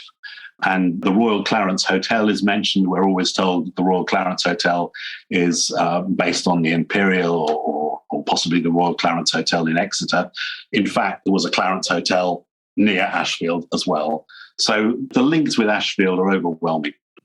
Well, you just did a lot of the work that is going to pay off when we get to our setting and tone category, because I think that she does a good job of evoking Hillside because it is Ashfield. And it's funny, I do take issue with the fact that in Postern of Fate, the Laurels, the house is not really Ashfield. That is true. But the garden, or what we would call the backyard, is 100% the same. It's Postern of Fate is fixated on the outside of Ashfield, whereas Sleeping Murder is fixated on the inside. I completely agree. Isn't it funny also, the key thing that is the same in Postern of Fate, which I think leads people to make that connection, is, of course, the greenhouse called KK. Yes. And again, with Sleeping Murder, one of the things that strikes you is how many Ks, people with K in their name. We have the Helen Kennedy, Dr. James Kennedy, Kelvin Halliday, Lily Kimball, Mrs. Cocker, Mr. and Mrs. Affleck, Mr. and Mrs. Erskine, KK. There's Ks all over the place. I don't know what that means, but it just amuses me that's there. It all comes back to KK, apparently, which is really one of the biggest Christie mysteries, why anyone felt the need to name a glorified shed KK, which she herself didn't know, right? She said, I have no idea why it was called that, but it was. It's interesting. But yeah, you can feel that she's evoking her beloved childhood home here. And that goes a long way, I think, toward a good setting for Sleeping Murder overall. Even so, I love that you had one of these coincidences happen among your own family. I suppose we just have to swallow it. Coincidences that involve the presence of a serious detective are certainly a lot easier for me to swallow than something like this. But be that as it may, a couple of other plot credibility issues. We have this sequence at the end in which Dr. Kennedy just loses it and tries to murder Gwenda. And this is the classic somewhat cartoonish trope of Miss Marple setting a trap, I will actually turn to John Curran again for a spot-on description of these sequences. This is what he says. A theatrical action sequence where the killer incriminates him or herself, usually in a misguided attempt at another murder. In most cases, this is because the case that Miss Marple outlines is somewhat short on verification and largely dependent on her intuition, which, however unerring, is not the same as legal proof. And indeed, we're told that the buttoned-up Dr. Kennedy spills everything once he's caught. Thankfully, we don't have to witness that ourselves. Ms. Marple says, he went right over the edge, you know. As soon as the men Inspector Primer had left rushed in and seized him, he went over the whole crime again and again, everything he'd done. That, too, is very convenient and not entirely convincing given who Dr. Kennedy is, but he's the murderer. So when the murderer gets unmasked and spills everything or becomes a gibbering psychopath, that also, I think, comes with the territory of a murder mystery. So I don't really have a big problem with that. The one point I'd like to make, finally, as to plot credibility has to do with Nemesis, actually. So fast forward a few minutes if you haven't yet read Nemesis, because I'm going to spoil a few things here. But I think it will be pretty obvious to anyone who, like me, has read those two novels in fairly quick succession that there are just some massive similarities of plot here. In both, we have a young woman who's on the cusp of a happy, healthy life, who is killed and then buried in the garden by a seemingly beloved older person in her life, whose unnatural possessive love for her makes them monstrous. These are both Miss Marple mysteries, of course. She solves these murders in retrospect. The thing is, the plotting of Sleeping Murder is definitely tighter than the plotting of Nemesis. You know, Nemesis, we have an elderly Christie who wanders from the point a lot. There are actually a lot of unnecessary coincidences in Nemesis that are much more galling, I think, than the fundamental coincidence we have here. And yet, when it comes to plot credibility overall, say what you will about potential latent homophobia in Clotilde's regard for Verity Hunt. I actually still don't think that there is any homophobia in that book. I find Clotilde's cloying love for Verity to be much more convincing and much more interesting than the hastily referenced incestuous regard that Dr. Kennedy seems to have had for his half-sister Helen. This is Miss Marple just says at the end, he wasn't normal. He adored his half-sister, and that affection became possessive and unwholesome. That is a fairly throwaway explanation for what undergirds the motivation for the central murder in the story. It puts me in mind, actually, of another mid-career Christie novel, which is Ordeal by Innocence, where the murderer's unhealthy regard for his or her victim also, I think, wasn't adequately or convincingly explored. So what I would say is, you know, Nemesis is by no means a perfect book. When Jamie Berntal Hooker and I actually ranked Nemesis, we gave it a 3 for plot credibility, which I think was way too harsh. I'm probably going to be raising that when I revisit the rankings. But I think that the fact that Dr. Kennedy's underlying motivation for the murder is dealt with so hastily and perhaps not completely convincingly also affects plot credibility here. I would agree with that. I mean, I feel that with Miss Marple, one of the challenges you have to have is that if you are judging mechanics solely by are there clues, you know, that kind of thing, then Miss Marple novels will always fail because there are no clues. What you have is intuition. And if you contrast the two books, again, maybe it was written in 1940, 1950, we don't know. But if it was written in 1940, this is around the same time as Christie's writing Sad Cypress. And Sad Cypress, which is, of course, a Christie's tribute to Dorothy L. Sayers, Sad Cypress is Poirot effectively warns a young woman, don't go digging, you don't know what you're going to come up with. Miss Marple does exactly the same thing in Sleeping Murder. Don't go digging, you don't know what you're going to come up with. And in fact, if you, instead of clues, look for Miss Marple's intuition, examples of where does she intuit what's going on, you see it at the very beginning of the book, because when she's warning Gwenda and Giles not to look into this, she has one speech and she uses the word gardener. The body must have been disposed of somewhere. Are you wise to dig it all up again? And very clearly, Miss Marple is thinking, well, on the basis of what I've heard so far, a woman's gone missing. They've got a gardener. Are you sure you want to dig it up? So Miss Marple, from the word go, thinks there's a body in the garden. And that speech at the very beginning, I think it's chapter 4, exactly tells you you think that. She just doesn't know who did it at this stage. As soon as she understands that Gwenda's father is dead, but the brother isn't, then she starts to think who it might be. And if you focus on where the intuition is taking you, rather than looking for concrete clues, which you never get with Miss Marple, which is why she's more comfortable with the retrospective mystery than Poirot is. Poirot is looking for clues.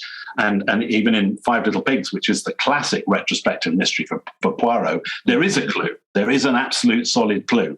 There's no clues for Miss Marple. It's something that happened years ago. She'll use her intuition to solve it. And if you think about the intuition, I think it's a better book than you might do if you just look for clues.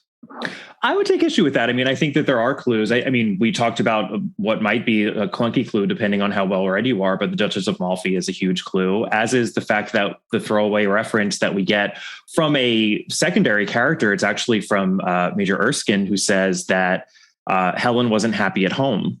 You know, that is what Miss Marple latches onto to realize, oh, who was at Helen's home? We know that she only had one family member who she lived with, and it was her half brother who was basically old enough to be her father. I mean, the reader has to use more of his or her own intuition to get to the end of the puzzle mystery, perhaps in a typical Miss Marple mystery than in a Poirot mystery, which is more traditionally clued. But perhaps it would be fair if I'd said Poirot looks for physical clues, and Miss Marple picks up on intuition and emotional clues and what people say and how they behave.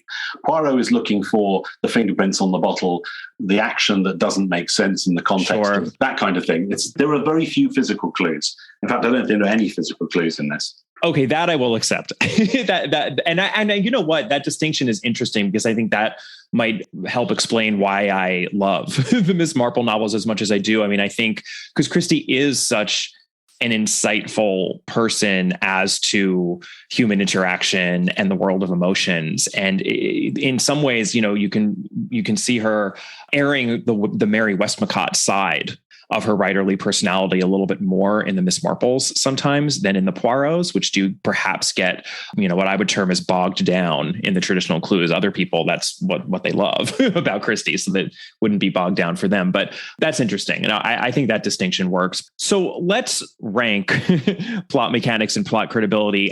I would probably say that plot mechanics should be somewhere in the middle because it's fine, but not superlative. But for that late chapter, which is so brilliant, I think that ups it slightly. So I came out on a 6 out of 10 for plot mechanics. I wouldn't disagree with that. That's very fair. Okay, great. And then plot credibility, I think, is a little bit lower, but I don't think it's abysmally low. We've certainly had much less believable Christies.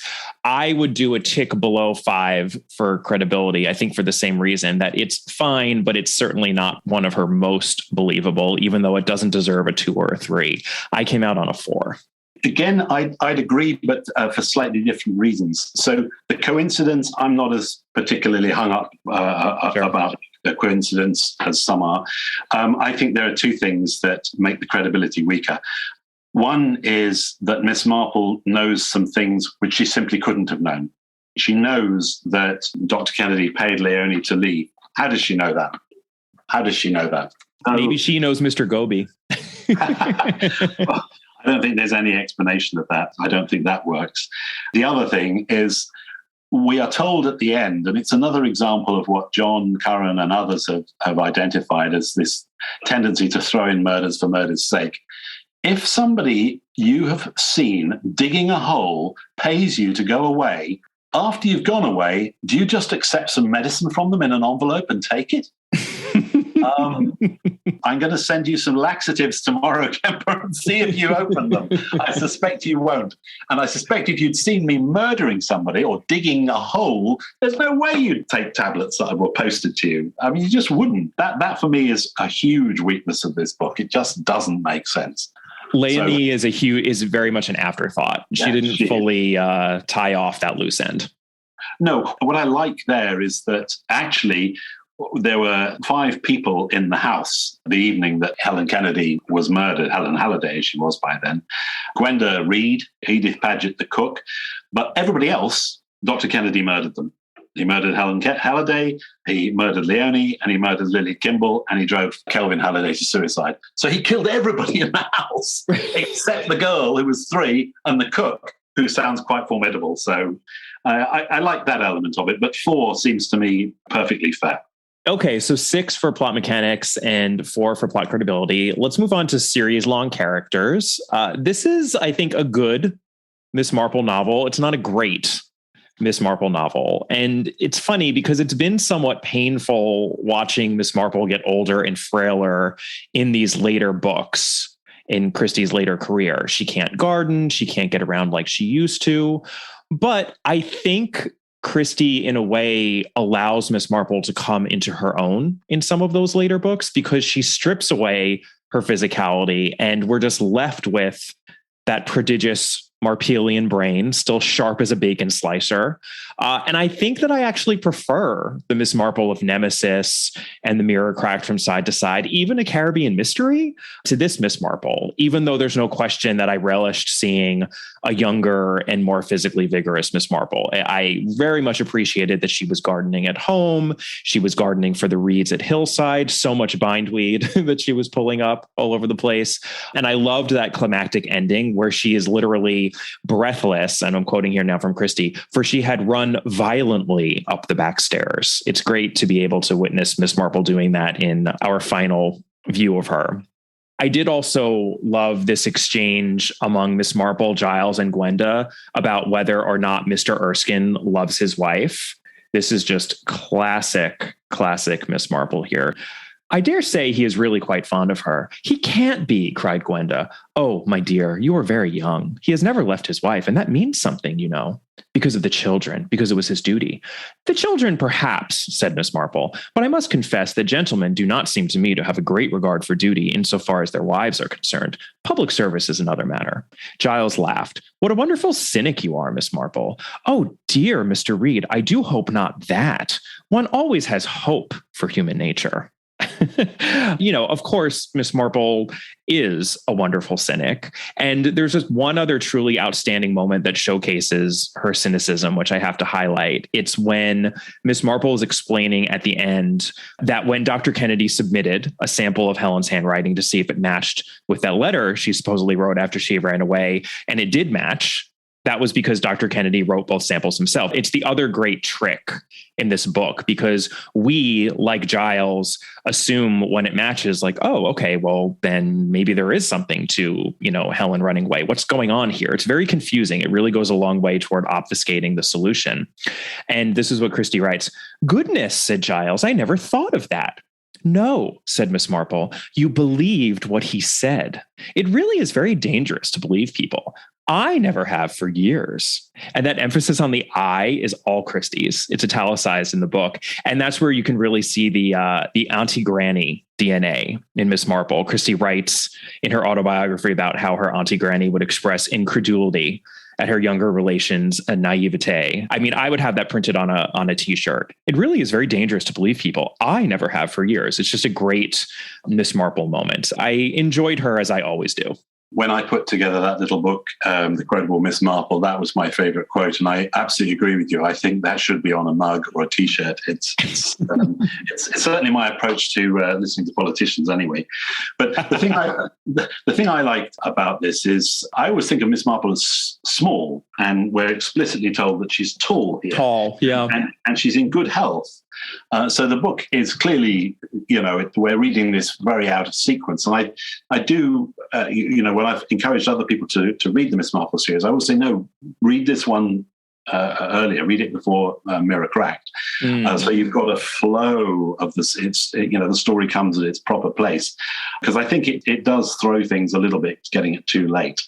But I love both of the quotes that you give there are excellent. I do love the fact that she gives this very clear warning: if you go digging, you're going to find your stepmother, and it probably is your dad who did it at the very beginning. Is the character developed? The character develops from the character of the early novels, but it's a bit of a backward step if you come to it after Nemesis and Mirror Cracked. Absolutely. That's also where there's a little bit of awkwardness here in terms of this being out of sequence. I like that idea of reading it somewhere before, or even I would say around A Pocket Full of Rye, because this Miss Marple is very similar to the Avenging Fury Miss Marple in A Pocket Full of Rye, where she really just, rushes over and is so indignant about what's been done to one of her girls, one of her maids. And this feels like a similar phase of her life. I feel it's a little bit too similar. That's the problem. I would actually read it before they do it with mirrors, because I think Pocketful of Rye, the tragedy of the maids is too similar, and for reasons we can discuss later, you definitely don't want to read it before or after 450 from Paddington, because it's basically the same book. So I would say read it before they do it with mirrors is my suggestion. Between Murder is Announced and they do it with mirrors.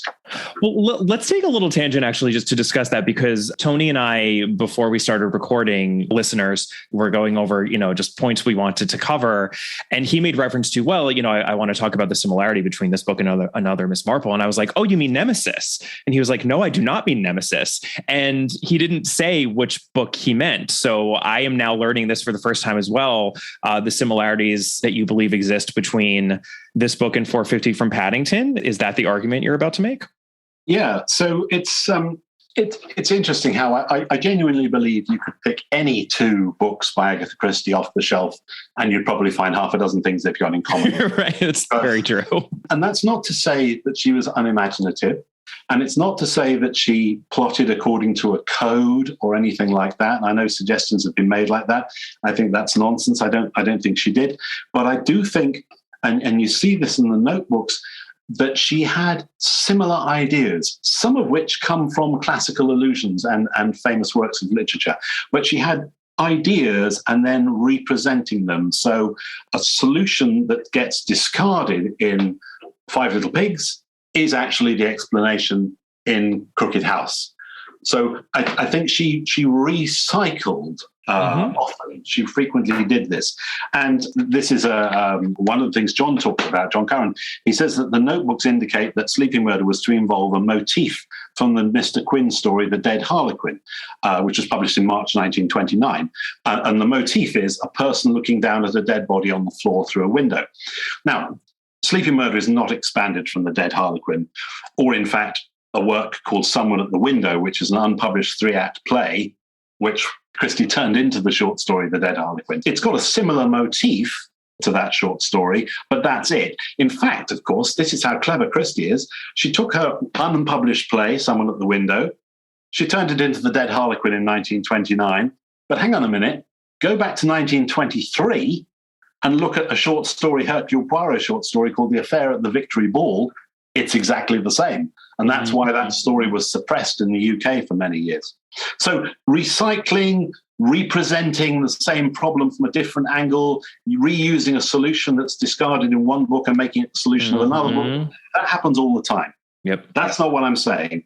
I'm saying that there are so many crucial points of similarity in terms of the plots of Sleeping Murder and 450 from Paddington, that the two books, they're twins in some ways. So obviously fast forward if you haven't yet read 450 from Paddington at this point. Absolutely. So Sleeping Murder, the murderer's a doctor. He strangles his first victim, a young woman, blonde-haired young woman, and there is an unseen female witness who sees his hands but not his face, and she's later able to identify him when he repeats certain actions in a different context.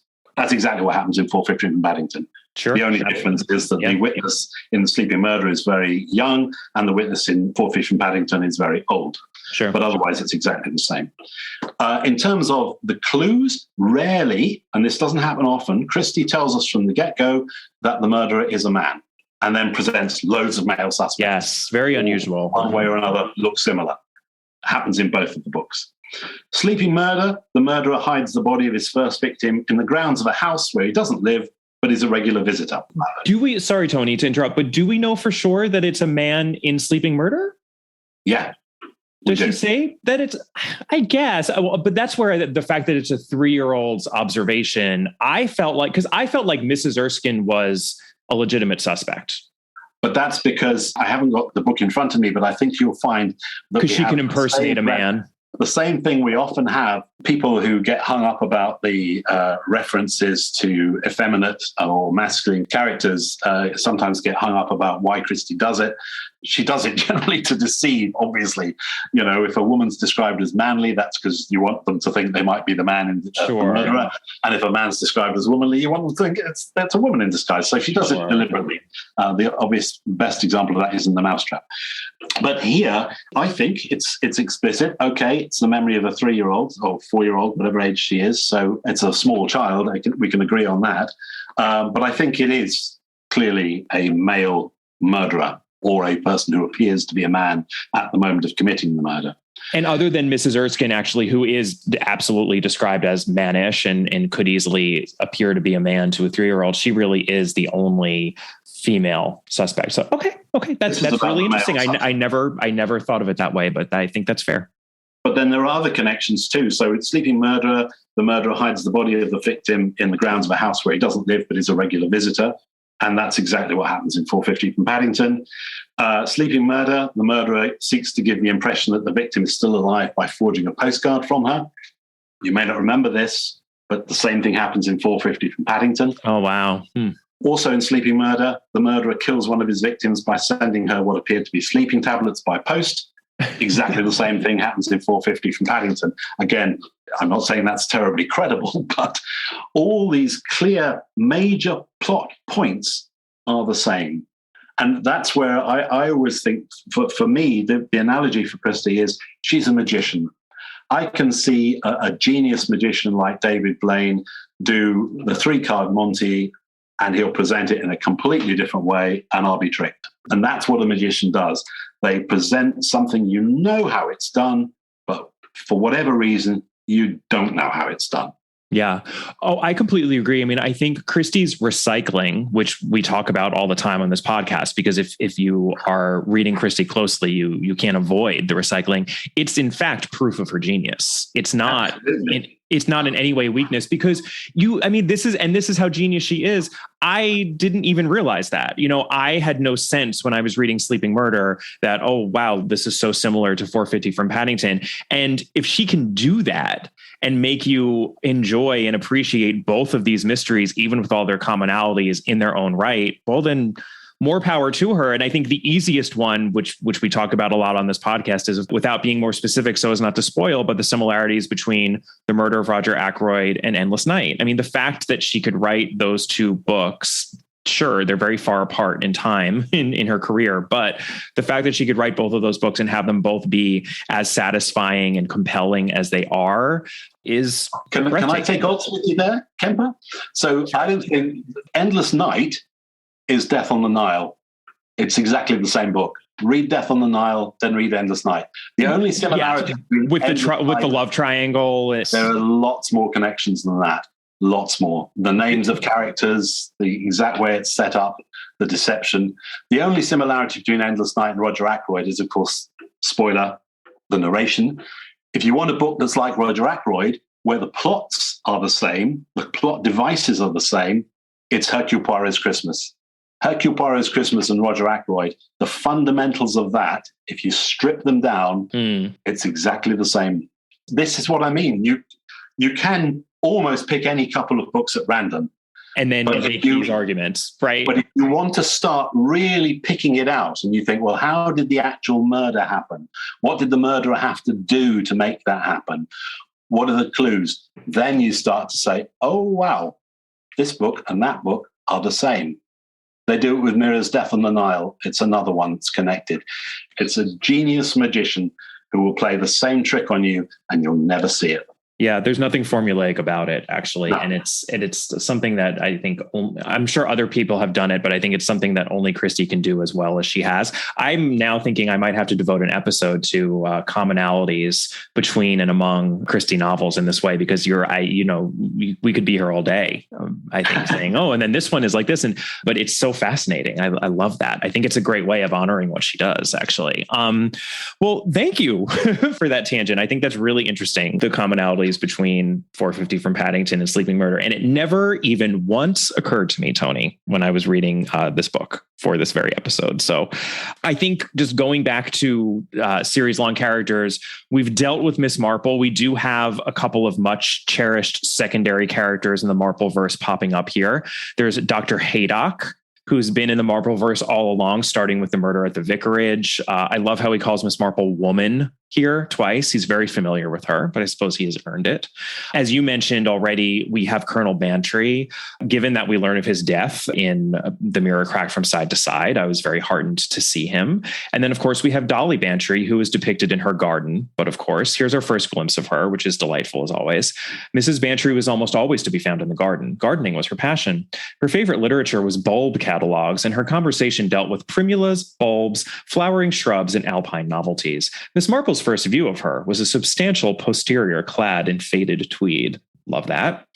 And I'm really saving the best for last here in terms of secondary characters, but we have Raymond West, and boy, do we have him in this novel. And of course, also Joan West, née Joyce Lempriere. Let's never forget that Raymond West is such a chauvinist. He forced his poor fiancée, Joyce Lempriere, to change not just her last name, but her first name too. Either that or it's a continuity error. You decide. I appreciated this passage that was introducing them. Raymond West was a well-known rather than popular novelist, and his wife, Joan, Gwenda knew, was a painter. It would be fun to go and stay with them, though probably they would think she was a most terrible Philistine. Neither Giles nor I are a bit highbrow, reflected Gwenda. And Christie, of course, as I already mentioned in this episode, she referred to herself as one of the lowbrows. And I think you can feel her aligning herself firmly with Gwenda here and not the pretentious Raymond West. There's a lot more fun to be had at Raymond's expense. It was not their fault that Gwenda found them secretly rather alarming. Raymond, with his odd appearance, rather like a pouncing raven, his sweep of hair and his sudden crescendos of quite incomprehensible conversation. There's another play other than The Duchess of Malfi that is mentioned early on in the novel. It's a Russian play that Raymond insists on taking Gwenda and Miss Marple to. It's called They Walked Without Feet, which is a brilliant title. Raymond pronounces it absolutely the most significant piece of drama from the last 20 years.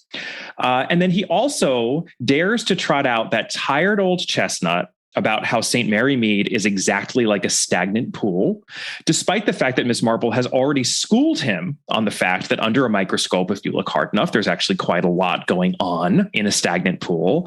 Miss Marple's not there when he says that, but Joan is, and she does the schooling for Miss Marple. She says, something did happen there once, a mere drama of passion, crude, no subtlety to it.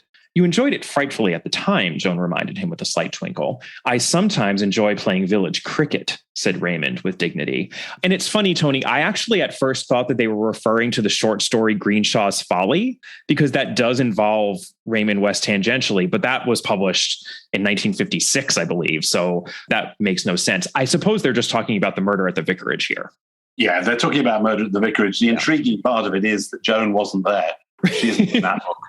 But you know, the events of the murder at the vicarage would have reached all of their ears, and I'm sure been very much talked about by this point. And then just to give Raymond a soupçon of credit, he is the one who tells Gwenda to consult Miss Marple if she has a problem. He says, she adores problems. Problems? Said Gwenda, her mind flying to arithmetic. Raymond waved a hand. Any kind of problem. Why the grocer's wife took her umbrella to the church social on a fine evening. Why a gill of pickled shrimps was found where it was. What happened to the vicar's surplice. All grist to my Aunt Jane's mill. So if you've any problem in your life, put it to her, Gwenda. She'll tell you the answer. And I have to say, at this point, Tony, having now reviewed the entire Marple canon, or almost the entire Marple canon, I have one short story I've been keeping in reserve. We've heard so much about that gill of pickled shrimps by this point that I feel like if there are any more new Miss Marple short stories to be created at some point in the future, one of them has to address the gill of pickled shrimps. Right. Okay. So two things. It's Jill. It's pronounced Jill, not Gill. Oh, it is? And it's not pickled shrimps. I know it says pickled shrimps in Sleeping Murder, but it's actually picked shrimps. And it's correct everywhere else that it's referred to, except Sleeping Murder. So whether that was a change by the editor or whether it's or whether it's just Raymond West getting it wrong. But the point is, picked shrimps are where you've taken off the head and you've taken off the tail, and that's how it's sold. If you go to the East End of London, you can buy a gill of picked shrimps. You don't pickle shrimps, you pick them. So there you are. Well, you know what, Tony? So first of all, I love that the gill of picked/pickled shrimps is mentioned enough that it actually has a continuity error in the reference at this point in the canon. I love that I have been mispronouncing that my entire life and probably on this podcast, which is just par for the course. And now I'm really determined that there's going to have to be a Miss Marple short story that's potentially called Jill of Picked Shrimps, and that maybe the difference between picked and pickled is somehow going to figure into the solving of the case. I like that. Well, that I think, the Raymond West of it all is always very entertaining. And again, Christie is doing what she does, especially I think in these mid-career books, so well. We do also have Inspector Primer, who's heard of Miss Marple by reputation. He references not just the murder at the vicarage, but the moving finger as well. A little poison pen trouble down near Limstock, which is an understatement if ever I've encountered one. And I think there is also another continuity error here because he name checks a Colonel Melrose, who is implied to have been involved in the murder at the vicarage investigation. I believe that Christie meant Colonel Melchett, who does indeed appear in the murder at the vicarage, in addition to the body in the library and a few Miss Marple short stories. Colonel Melrose appears in the Poirot novel, The Murder of Roger Ackroyd. Yeah, I think I know where Christie got confused, though, because Colonel Melrose appears in The Secret of Chimneys and The Murder of Roger Ackroyd. He also appears in a short story called The Love Detectives. And of course, The Love Detectives is a short story whose plot Christie then expanded into Murder at the Vicarage, which is where Colonel Melchett appears. So you can kind of see how she may have confused herself in the memory of it. On the policeman, while I'd love to have seen Inspector Slack, I think the fact that the two policemen that Miss Marple beats, if you see it as a competition, one is called Inspector Primer, Prime, the first, and the other one is called Inspector Last, the last. So she beats all the policemen from Primer to Last, first to last. I was going to save that for book-specific characters, but I appreciated that in this at least final published Miss Marple, that one of the inspectors d'histoire is named Inspector Last. There's one other character that you haven't mentioned, and this is the old lady. You are precipitating me, Tony, but please take it away. Okay, so all I was going to say is that when they go to Saltmarsh House, Gwenda and Giles encounter an old lady, and it is clearly the same old lady who is encountered by a character called David Ardingly in The Pale Horse, and by Tommy and Tuppence Beresford in By the Pricking of My Thumbs. It's clearly the same person. Now, you could say this is just Christie putting in a reference that she liked. The reference is, it's a wonderfully creepy little reference. Or she's actually making the point that you only become aware of in By the Pricking of My Thumbs, which is who that old lady is and what she's talking about. And I just love the fact that Christie may actually have been trailing the solution of a book published in 1968 for the best part of 20, possibly 30 years.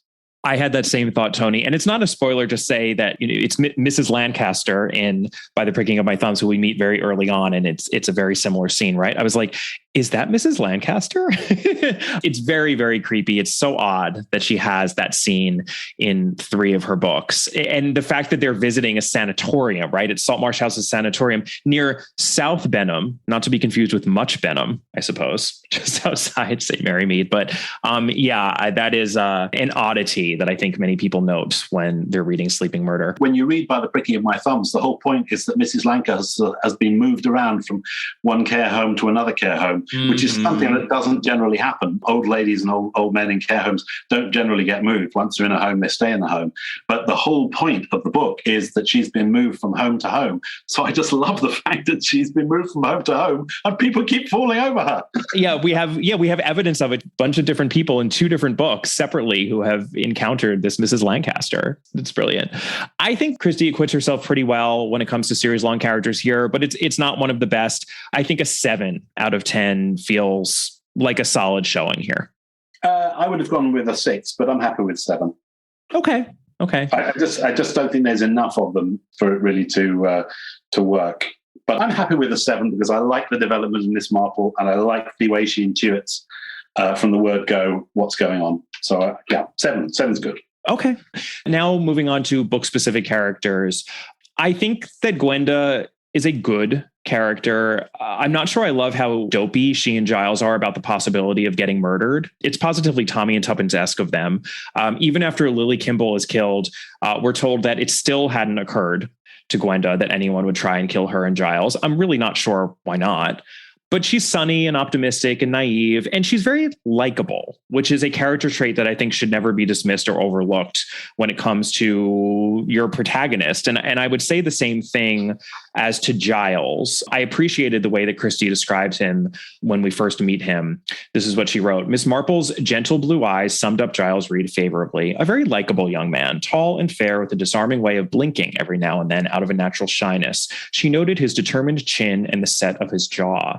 And since it's through Miss Marple's eyes, we know we can trust her opinion, which allows us to trust and identify with Giles from the start, because we never really should make any assumptions in Christie. I just think that's a very efficient introduction of an important, though not wildly interesting character. He's essentially the male version of Gwenda. I think by far the best one among the bunch is Dr. Kennedy. I think Dr. Kennedy is actually one of Christie's better murderers. I still have this idea at some point of doing a ranking the murderers episode where we're ranking the books according to how brilliant and breathtaking and well rendered the murderers are, as opposed to the overall murder mystery plots. And I think that this is a book that would rank much higher for its murderer than it does for its murder mystery overall.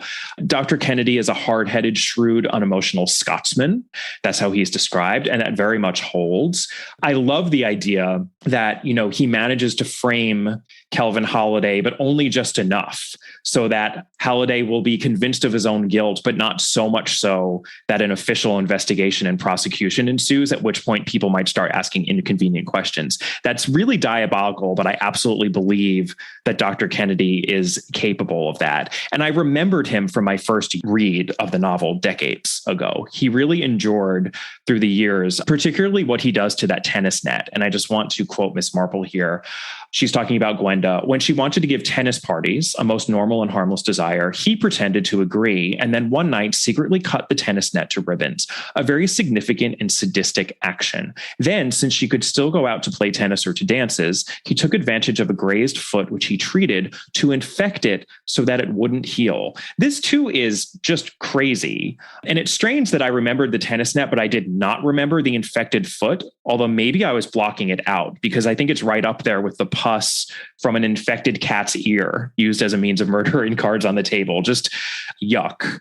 My last note on Dr. Kennedy is that I also appreciated that he's not one of these murderers who can't stop once he gets a taste for blood. And it's Dr. Haydock, actually, who characterizes this type of murder early on. He says, there's a type who commits a crime, manages to get away with it, and is darned careful never to stick his neck out again. Forgive me for the stereotype, but Christie is certainly making the stereotype here. He is, dare I say, a very stingily Scottish murderer. He does it once, and then he retreats, and he's never careless enough to do it again, unless, of course, he has to. And that's what he does. And of course, he does also kill Leonie, which is the loose end that she very, I think, awkwardly ties up. So he doesn't just murder one person, even at the point at which he murders Helen. But I found him utterly convincing. I agree. I think Dr. Kennedy is a really powerful character. And I agree with you particularly about the tennis net. That is just nasty in the same way that the murderer in Towards Zero is nasty when they're practicing their archery. It's just a nasty little detail. Mm-hmm. And you quoted earlier on the 10 or so lines that make up the section where Lily Kimball is murdered. Christie is so good at this sometimes. There are little passages, not very long, but my God, you know what's happening. You see the characters, you understand the motivation. Yeah, I get it. I believe he's a very nasty character and he's very memorable for me. Yeah, she just nails it. There's just utter clarity with Christie, with her writing, and it's so efficient and just startlingly effective at times when she's at her best. I'm glad you felt the same way about him. I do think that Helen is a good, if not outstanding, example of one of these victim characters who we never see, and we only get to know her through the filter of other people's recollections, their biases and obfuscations, and their outright lies, in the case of Dr. Kennedy about his half-sister. I've mentioned this so many times before, but I do think Amyas and Caroline Crail from Five Little Pigs are the best example of this sort of character that we never actually meet on the page. There are others like Mary Gerard and Sad Cypress. I think if we compare Helen to her counterpart in Nemesis, she doesn't fare quite as well. Fast forward if you haven't yet read Nemesis, but I don't think Verity Hunt is an amazing character per se, but I do think she's rendered with a lot more pathos than Helen is. I would agree with you on that. I think for me, what I thought was powerful about Helen Kennedy is that as you're reading the book, it's not just that what we're being told about her doesn't add up to the characters in the book. I don't think it adds up to the reader either. I think the reader at some point starts to think, really? Was she really like this? It doesn't sound, there's something tragic about the friendship with Jackie Affleck. It's a woman who's desperate for somebody she can latch onto to get away from her brother. Mm-hmm. I just feel she is developed in a rounded sense that allows you to start questioning what you're being told by some of the characters before, as you do find at the end of the book, you're actually told it was all lies. You're already thinking, this just doesn't sound right. Well, I was anyway. I think it's another example of the kind of clue that Miss Marple, and perhaps this is an example of where a woman would detect this more than a man. Men say lots of things about women. They're not always true. In my experience, women are better at picking up on that than men are. And Miss Marple, I think, would probably agree with that statement. if not all of us would agree with it, I think Miss Marple would definitely agree with that statement. Yeah, that's a really interesting point. So there are a bunch of characters that are well rendered. It's just, we talked a little bit about Lily Kimball. I think she is a sadly stereotypical character. Her death doesn't pack that much of a punch. She's actually technically one of Christie's adenoidal maids. She refers to Dr. Kennedy as him has always said I ought to have had my adenoids out, which would seem to indicate she did not have her adenoids out. That's a snobbish tick of Christie's when it comes to her maids. And to be fair to Christie, she is rarely snobbish, actually. And then when we do get to witness Lily's husband, Jim, in the aftermath of Lily's death, he's just been played for laughs up till this point. He's not even a secondary character. I say he's a tertiary character. He says little other than the single syllable R. So there just isn't anything for him to do here. And I think she could have done better by both of those characters and has done better by characters that slot into those positions in other books of hers. Absolutely. And then so you mentioned Pocketful of Rye earlier, and the difference in terms of characterization between the two maids in those two books. There is a genuine tragedy about Pocketful of Rye. As you say, Lady Kimball's dead. Let's move on. That is an excellent comparison. That's exactly what I meant. Thank you for that. Yeah, 100%. She does it so much better in A Pocket Full of Rye. And then a lot of these other suspects are lackluster at best. I mean, Walter Fane, to be fair, his main characteristic is that he is lackluster. But the Erskines, I think I got the sense that Christie thought they were more interesting than they are. And same with Jackie Affleck. I think overall it's a mixed bag, which makes me want to give it a 5 out of 10. Yeah, I'd say a 5, and that's pulled up because of Dr. Kennedy. Exactly. I think it's pulled up because of him. If he weren't in it, I think it would be a 4 at most. And the final point I want to make, I'm sure that you will appreciate this, Tony, is that we have a Mr. Narracott, who's an old clerk or Clark in the house agent's firm of Galbraith and Penderley in this book. And then later there's a Miss Narracott, who's the receptionist at the Royal Clarence Hotel in town. Fair enough. They could easily be members of the same family residing in Dilmouth, but Christie is really fond of the name Narracott. We have an Inspector Narracott in the Siddiford Mystery and the radio play Personal Call. We have Gladys Narracott, who's a maid in Evil Under the Sun, Mrs. Narracott in Ordeal by Innocence, Poppy Narracott in the Mary Westmacott, speaking of Accott's, the Mary Westmacott novel, The Rose and the Yew Tree. And then, of course, most famously, Fred Narracott in And Then There Were None, who's the one who ferries all the guests over from the mainland to Soldier Island, where they have a very lovely holiday indeed.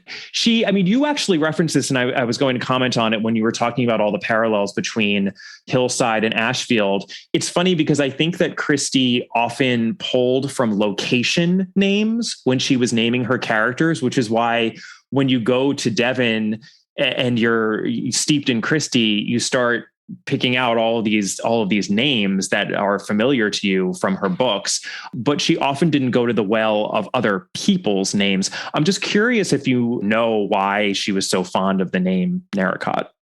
I don't know particularly why Narracott, although the family did know some people with the surname Narracott, but they knew lots of other people as well. So I'm not sure that's significant. What I find interesting is that some people who try to write like Christie think that, just using a name that you've got off a gravestone is a good idea.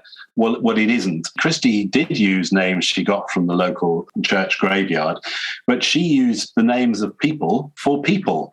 It's bizarre sometimes when you come across a name that really jars and you wonder why is this name there? I can't at the moment think of an example, but those names, you can find them. They are British names. They're quite obscure.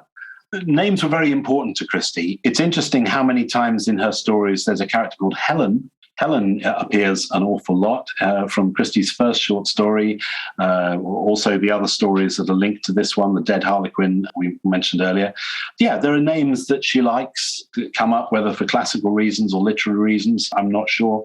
But I think she was generally pretty good at coming up with names. The one exception to that, I would say, is the late play Fiddler's Five, which has some absurd names in it. And I don't believe they are real names. I'm sure she must have made them up in a moment of madness, but maybe I'm wrong. I have not yet read Fiddler's Five or Fiddler's Three, right? Which is what it was reduced to. Best save that one till the very end. Yeah. I think I'll do a special Patreon episode about that one at some point. But I'm looking forward to it actually. But yeah, her names never detract or distract from the story, right? She really is very good at picking names that just sound like names, and it's a name, and you can move on. But there's a skill in that, and I think she talks about that too. How she actually does choose her names carefully, which is why I just even bothered to ask the question about Narracott. And I think, we know that West was also a family name of hers, and then she kind of transmuted that into Westmacott, right? So maybe there was something about that Acott ending that she just liked. In any case, let's move on to setting and tone. You already, as I said earlier, did a lot of the work that we have to do here for the category of setting, because I think that Christie does do a good job of evoking Hillside, formerly known as St. Catherine's, which I now know, along with all of you, was a neighboring house of Ashfield. That's fascinating. Thank you for that, Tony. Beside that, I think there are a few good details. I appreciated that there's a beeswax and ronic smell of Calcutta Lodge, which is where the elderly India-obsessed Mr. Galbraith lives. I had to look up what ronic even is. It's a furniture polish. I think it's kind of well known in the UK. That would probably be something that English readers would just know what that is. No, I don't think we would. I think we'd all have to look it up. Oh, you would? Okay. So that's a dated in reference. The 1950s or something, but no, it doesn't mean anything to people today. Oh, I'm so scared of thinking things are dated after the hundreds and thousands debacle. So that's good to know. That I think contrasts nicely with Jackie Affleck's nouveau riche monstrosity of a home. She writes the house was newly built. It was of snowcrete, heavily curved with a big expansive window. They were shown in through an opulent hall to a study, half of which was taken up by a big chromium plated desk. I also had to look up what snowcrete is. It's a bright white cement type material. So just a very garish house. Last note on setting, I think it's fitting that we end in Torquay at the Imperial Hotel, which, as you mentioned, is a real hotel that Christie knew very well and in which you can stay in to this day. That's also the hotel many believe that she used for the fictional Majestic Hotel, which is in Cornwall in Parallel End House. I think overall you can feel a love of place in that this was the south of England. It was her part of England. And it also helps in terms of the disconnect between all of the creepy goings on in this sunny locale. I think there's a power in that. So it's a perfectly finely evoked setting, though I think she's certainly done better work in other books. Yeah, I think that's very fair. What's interesting is that Ashfield, as I say, Hillside is based on Ashfield, but Dilmouth is not Torquay because, as you say, Torquay appears in the book. So it can't possibly be Torquay. However, the description of Dilmouth with the curving hill road in Sidmouth, which is another place on the coast.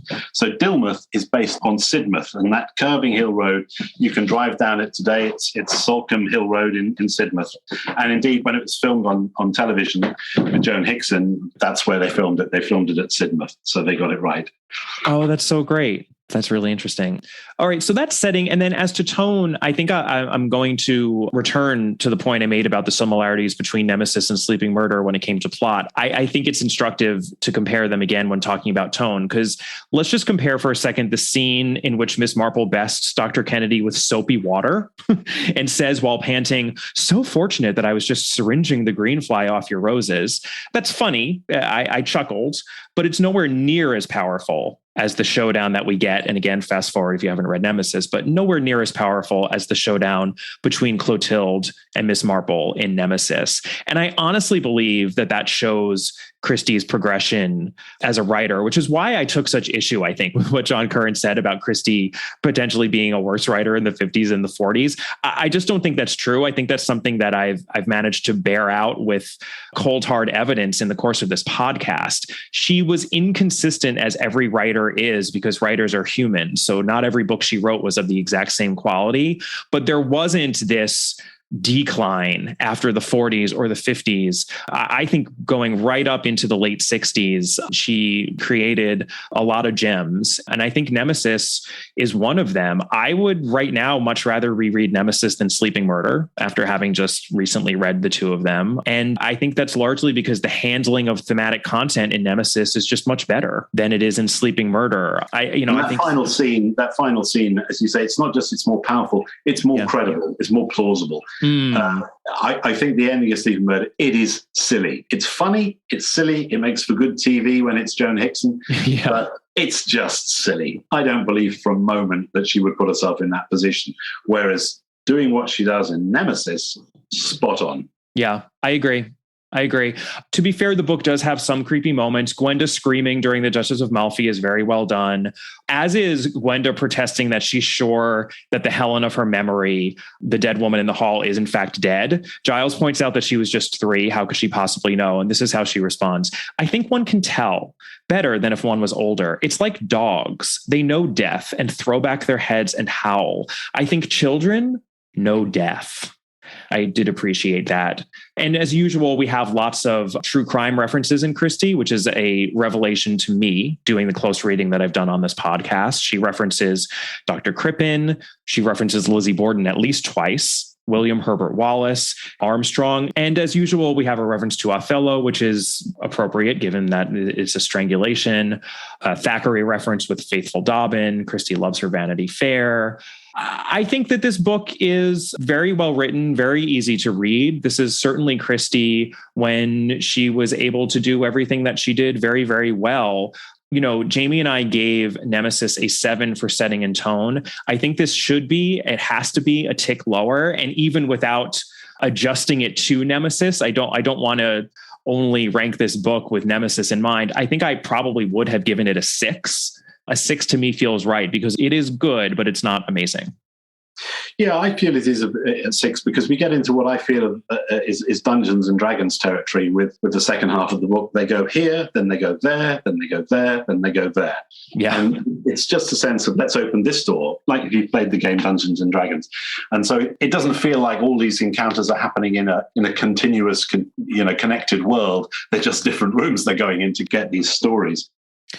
So then we're in agreement on a 6 for setting and tone. And then final category is depictions stuck in their time. And happily, I think this is going to be a fast one. We do, I should note, have a casual deployment of the N-word, but that is coming from the ancient Mr. Galbraith when he's talking about the missionary work performed by the former owners of Hillside / St. Catherine's.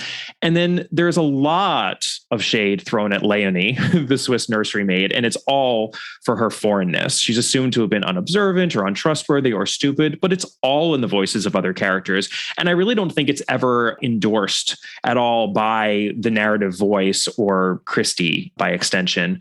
Leonie is a victim of the murderer, after all. For instance, when Lily Kimball says that Leonie, she was a bit stupid like all foreigners, Christie spells out Leonie, Layoonee, phonetically, which really does serve to distance Lily's statement from the third person narrative voice. Even when Miss Marple points out that foreigners always seem to be particularly nervous about the police when they are in a strange country, well, that's a neutral observation. And I think it helps Miss Marple solve how Dr. Kennedy actually pulled off his murderous plot. So I would give this 0 deductions. I think it's difficult because, you mentioned the N-word being used. If you expunge all of the references to how people spoke and behaved, and I have absolutely no doubt that at that time, in that place, people would have used that kind of language, then you're giving a false impression of the past and how we've evolved and learned. So, it's what that kind of person would have said. I'm absolutely sure that around the time of the war, if that's when this book is set, people would have been very suspicious about foreigners, and foreigners would have been pretty suspicious if they were in this country. I mean, we know from Poirot's early treatment in The Mysterious Affair at Styles that, things were not great for refugees and others from abroad. So I think it's absolutely credible to put that kind of characterization in. And I do think that Leonie is one of the stupidest characters in the whole of Christie's canon. You just don't accept tablets that you didn't ask for sent by post from a guy who was digging up a coal at the same time as your mistress went missing. Well, you just don't do that. You'd have to be insane. You can't blame the language barrier on that one. No, I mean, the references to Eason's syrup and Ronak and all that kind of thing, they date it.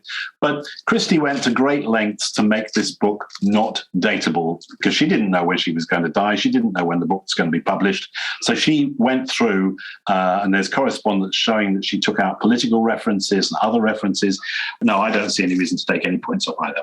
Fantastic. All right. Well, we are at that magical portion of the episode where I can tally up our scores for this novel. So for Sleeping Murder, we have a 6 + 4 + 7 + 5 + 6 - 0 points for a grand total of 28 points, putting this novel in a tie, as is so often the case. And it's really interesting where this lands because this was not in any way by design, but there are so many of the Miss Marple novels that are now hanging around in the middle of our rankings. And, except for Curtain now, we have all of the novels here on our grid. So out of 65 novels, we now have from places 33 to 36 4 Miss Marple novels. They Do It With Mirrors, A Caribbean Mystery, Nemesis, and A Pocket Full of Rye. Those are all hanging out in the same place. And there are a number of novels that are ranked at 28. So I'm just going to read them out to you, Tony, and then we can just figure out where we're going to slot in Sleeping Murder. So for 28 points, we have Nemesis, A Pocket Full of Rye, The Man in the Brown Suit, NRM, The Secret Adversary, and 1 to Buckle My Shoe. Where would you put this book? So I put Nemesis above it. Mm-hmm. I put The Man in the Brown Suit below it. That's great. And I 100% would do that as well. So I think the only one then that we have to figure out is A Pocket Full of Rye. Would you put this above or below A Pocket Full of Rye? I put this below A Pocket Full of Rye. I would too. That puts Sleeping Murder in 37th place out of 65 novels. And this is not going to be the final resting place for all these books. I do think that Nemesis is a little low at 35th place, quite honestly. And I certainly think that it makes no sense that it's below A Caribbean Mystery and They Do It With Mirrors right now. But I don't think that it's wrong that all of these Miss Marple novels are in the middle because there's so much to celebrate about these Miss Marple novels. But because they're not Christie's most sparkling as to plot, even though it has that intuitive plot mechanism that we were talking about, putting them in the middle, neither super high nor super low, I think generally makes sense. I agree. I don't think, although Miss Marple was her favorite character, I don't think she used her best plots for Miss Marple because her best plots used clues. And as we've discussed, there are clues, there are indications, but the books with solid clues, that's Poirot's territory. Well, Tony, this has been an absolute delight. I think that, this is the rare experience where you might have outfanned me, both as to this book, certainly as to the canon, which I already knew was the case because you're one of, as I said, the foremost experts on Christie and a bunch of other authors. But I'm honestly just so impressed by the depth and breadth of your knowledge that you have displayed in this conversation. And I really, really appreciate that you took as much time as you did to talk with me about this book and Christie in general. It was an absolute delight. Thank you. It's a delight to have represented Catherine's spirit in joining you. Thank you, Tony. What can I say? Tony brought it. Our review of Sleeping Murder is complete. This means we only have one more Agatha Christie novel to go. That, of course, will be Curtain, the Final Poirot. In the spirit of Agatha Christie, Queen of Crime and Mystery and Suspense, I am not going to tell you who my co-host is going to be for that episode. That is going to be a surprise, listeners. You may think you know who it's going to be, but I can almost guarantee you that you don't. But I'm very much looking forward to bringing on my final co-host for that final novel. That won't be for a number of weeks, however. Our next episode will involve Monsieur Poirot, but it will not be Curtain. It will be one of the few short stories we have left to cover. Specifically, the mystery of the Baghdad/Spanish chest. There are two different versions of this short story in existence, which I will be discussing. So that's our next episode. If you would like bonus content, you can head on over to the podcast's Patreon page and subscribe to our Patreon account. I've included a link in the notes to this episode. You can always email me at allaboutthedame@gmail.com. And you can find the podcast on Twitter at allaboutthedame and on Instagram at allaboutagatha. Please do give us a rating and or a review if you haven't yet done so. Would really appreciate it. And I'll see you next time. Bye.